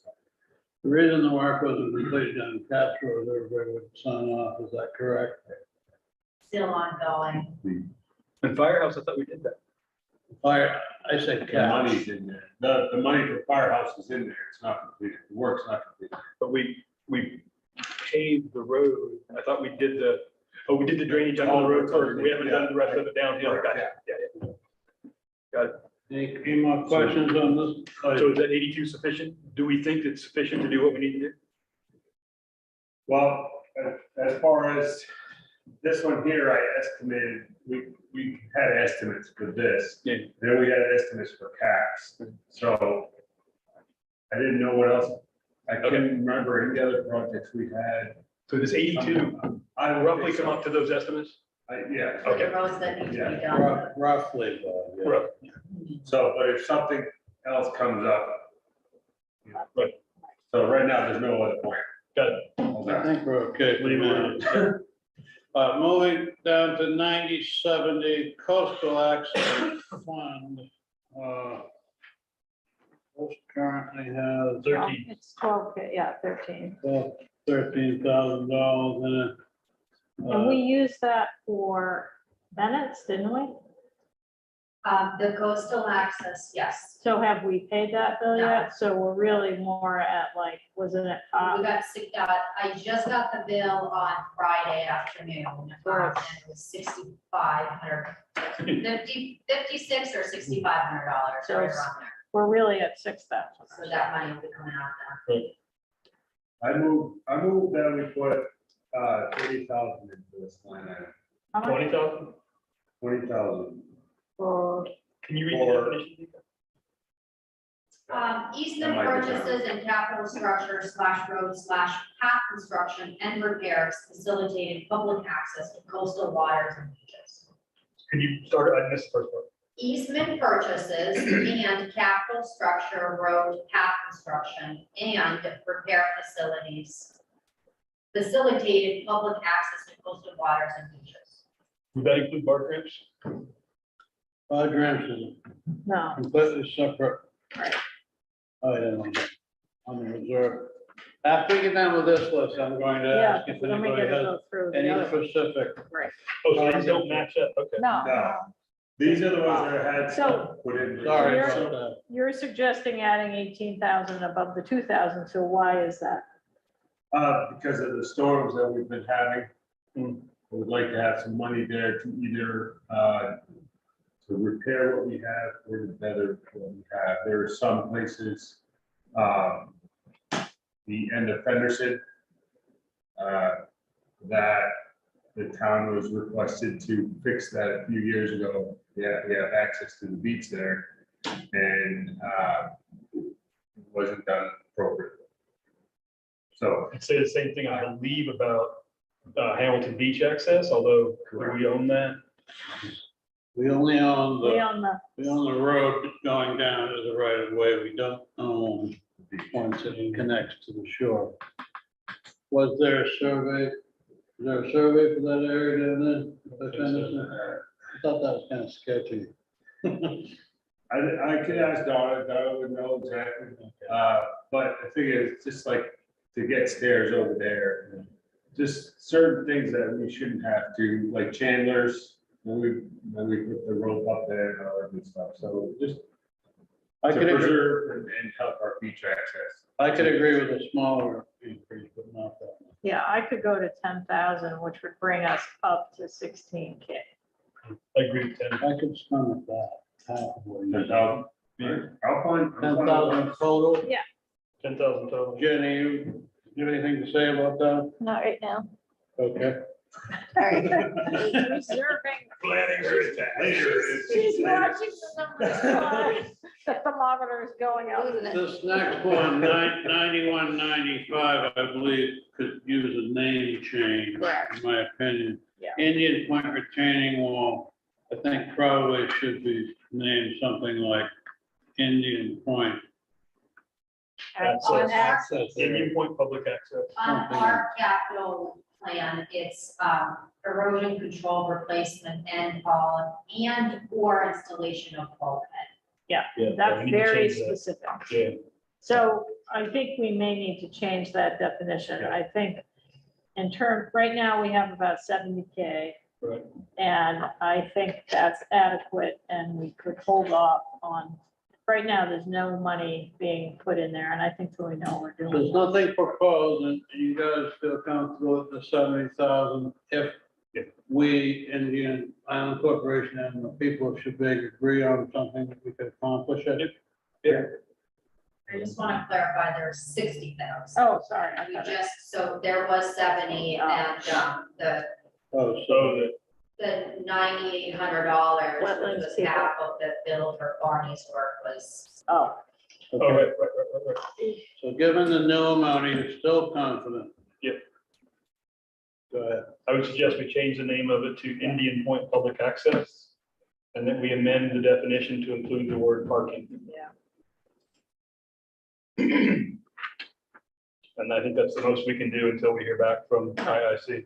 Yeah, as you know, we need to bring these descriptions and these proposed amendments to town meeting. Exactly. so, I'm sorry, so for the description, it would be erosion control replacement and on installation of No. bulkhead and what? Or do you want to replace it I entirely? would We remove, clean it. That definition? Mhm. Yeah, Okay, and just call that definition, change that definition to Indian Point Public Access Planning and implementation. Planning and Implementation. She said. Just keep it general. Yeah. Right. Any more discussion on Indian Island Public Access 9195? I would invite anyone to look at the Machias Savings Bank reserve account and to bring up anything on there that we have not discussed on the capital discussion list that we just got through with. I have a couple of questions for everybody, including myself. Floats and ramps, which we have a balance of about 27,700. I don't think Coastal Waters Commission has ever recommended buying a float or two, and we could buy one float right now. I emailed, Justin a couple weeks and asked for a recommendation for this discussion, but I did not get it back.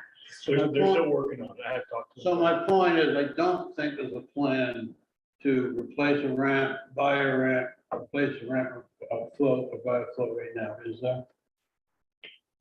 Believe there is not a plan now. I believe they are working toward a plan that would have us on a schedule of replacing a ramp periodically, so that we're on in an ongoing process of repairing and replacing floats, I should say, not ramps, floats.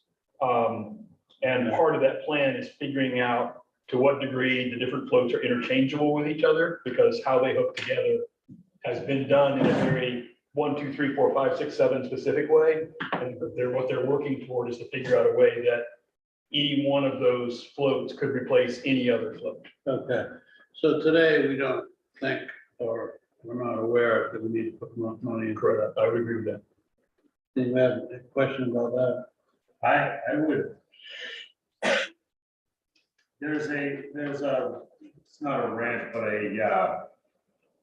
in between the CTC float and the commercial float, that. It's a ramp, yeah. Ramp, that ramp is hurting. Okay. A lot.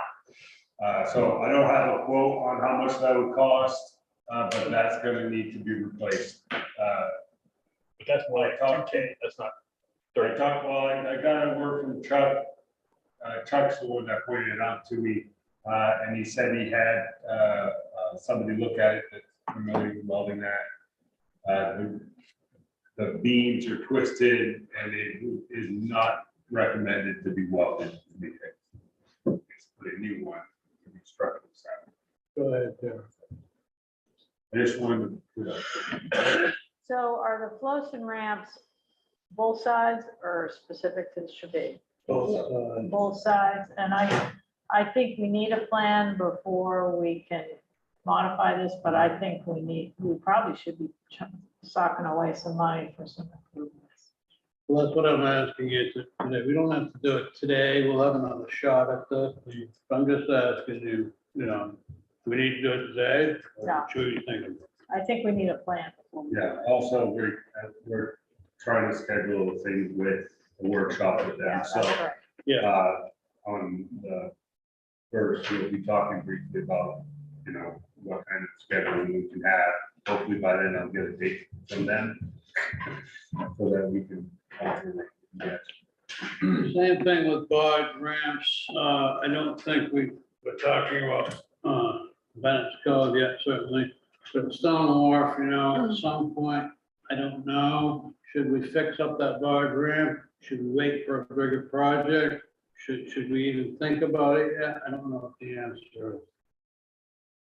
I think we need a plan before we, I think Bennett's might actually be the next time in terms of a time frame.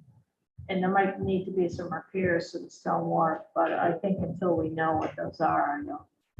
It might be next budget cycle. I would urge, this isn't budgetary, but I'll talk about this in public.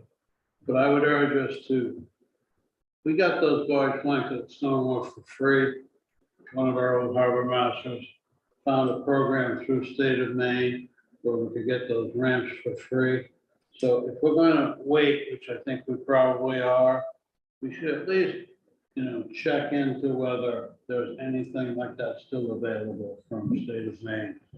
I don't know who to contact, but certainly a harbor master or somebody that knows something about the shore would know. You might as well check into it. Because CTC is gonna be asking, they're all cracked and broken, sliding, moving, You're talking about the ramps, right? stone wall. Okay, that's all I had. Anybody else got anything on that list that is their favorite or? The rescue vehicle and equipment. Do you have a definition on that one? Capital maintenance and replacement of the ambulance and its associated rescue equipment. Okay. Fire ponds will have Capital maintenance and construction of fire ponds. And I would just, I think we should harmonize the terminology and include the account numbers, somehow with this so that we're clear, we're talking about the same thing. So it's something, I think in the capital plan, if we can update that and I can work with Lisa on that. Just to make it easier for the public to follow. Make it more efficient. Yeah, and it's just hard for me sometimes. It going back and is, it's hard. It's hard these documents come. And we're talking about, I don't know what we're up to now, maybe we're a little over 300,000, but when you think about our whole budget, that's a minimum I think we should be doing for capital. 391 is what we're at in total. 391 right now. Last year, we did $540,600. Yeah. Year before that, actual was 343 and 424, so. Oh, right, there it is. I agree with Carol without upping taxes. I think capital is where it meets the real world. Right, so if it turns out when we look at the thing at the end of the day, if we have some more flexibility, I'd be contributing more.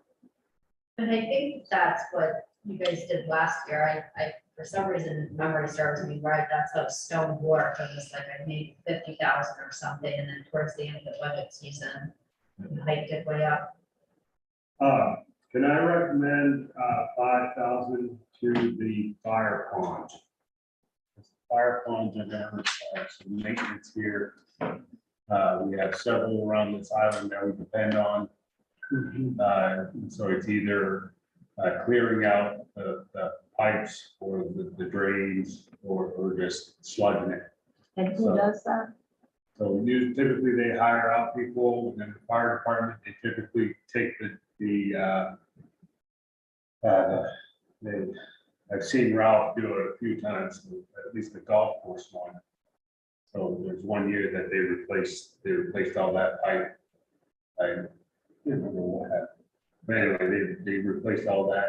So it takes the reach of an excavator. Yeah, they had an excavator. One year was but I dug out that pond one year. So what amount are you So- recommending? I'm just recommending 5,000 because there's other ponds. There was talk about the Sandford's Pond potentially being that was talks, but not excavated, put a drain in there or. That might be hard. So Drainer. I just would like to have some flexibility. So, I don't know, just throwing it out there. I don't care about $5,000 for fire ponds. I'm fine with that. I guess I just don't have any sense of what it costs to do one of these retrofits or upgrades. Maintenance, you mean? Yeah, what does it cost? I think it'll probably be $2-3 grand, wouldn't it? At least it all depends how far they want to go. Who keeps track of the status of the fire ponds? Is that the town public works? Is it the fire I department? would think the fire department. We would think, but is it the fire It department? is, yeah. It is. I know they pump water out, they test the systems. When they start drawing hard Right. or sediment gets through, they have to go in there and see what's going on. Right, so it would be good though. I mean, I'm fine with adding 5,000, but it would be nice if the fire department gave us kind of a status update. I don't even know how many fire ponds we have, what was, what's the maintenance schedule? I mean, they should be tasked, they have an administrator. They can make up a spreadsheet saying, here they are. Here's the last time I just think, again, to justify the expense of the community, I'm not against it. But No, I agree. Anyway, I'm okay with putting the 5 for now. Jim, what, go ahead, sorry, everybody's tired. I wouldn't put anything in it because I think, like you said, it's the responsibility of the fire department to come to us with, their proposal that they need, it to be dug out. Okay. Bo, do you dig them out? I've done some of them out. So you can't talk about it then. Wayne used to do it. No, I don't. that's true. That puts you in an awkward position. to No, I propose that. understand that. I'm just, not saying just me, because most of these now are so far gone that even, it'd have to be a bigger excavator. The town could also lease its own excavator and bring it over into it themselves. But just before we leave, I just want to get consensus whether we want to add this today, come back and visit it later. After what Jen said, I'm kind of in the same category. I guess I'd rather leave. I'm with you on that. I'd rather wait. I think Mika could be asked to ask the fire department, where we stand, what their plans are. And if they don't respond, let's not put any money in there. Are we good for today? I'm done. Thank you all for your patience and your participation. And thank you to the people who brought snacks. So our next meeting is Wednesday. Yeah. For its regular meeting. And then we're also, when's the next meeting after that? Following week? I just kind of. The Following Saturday. It is.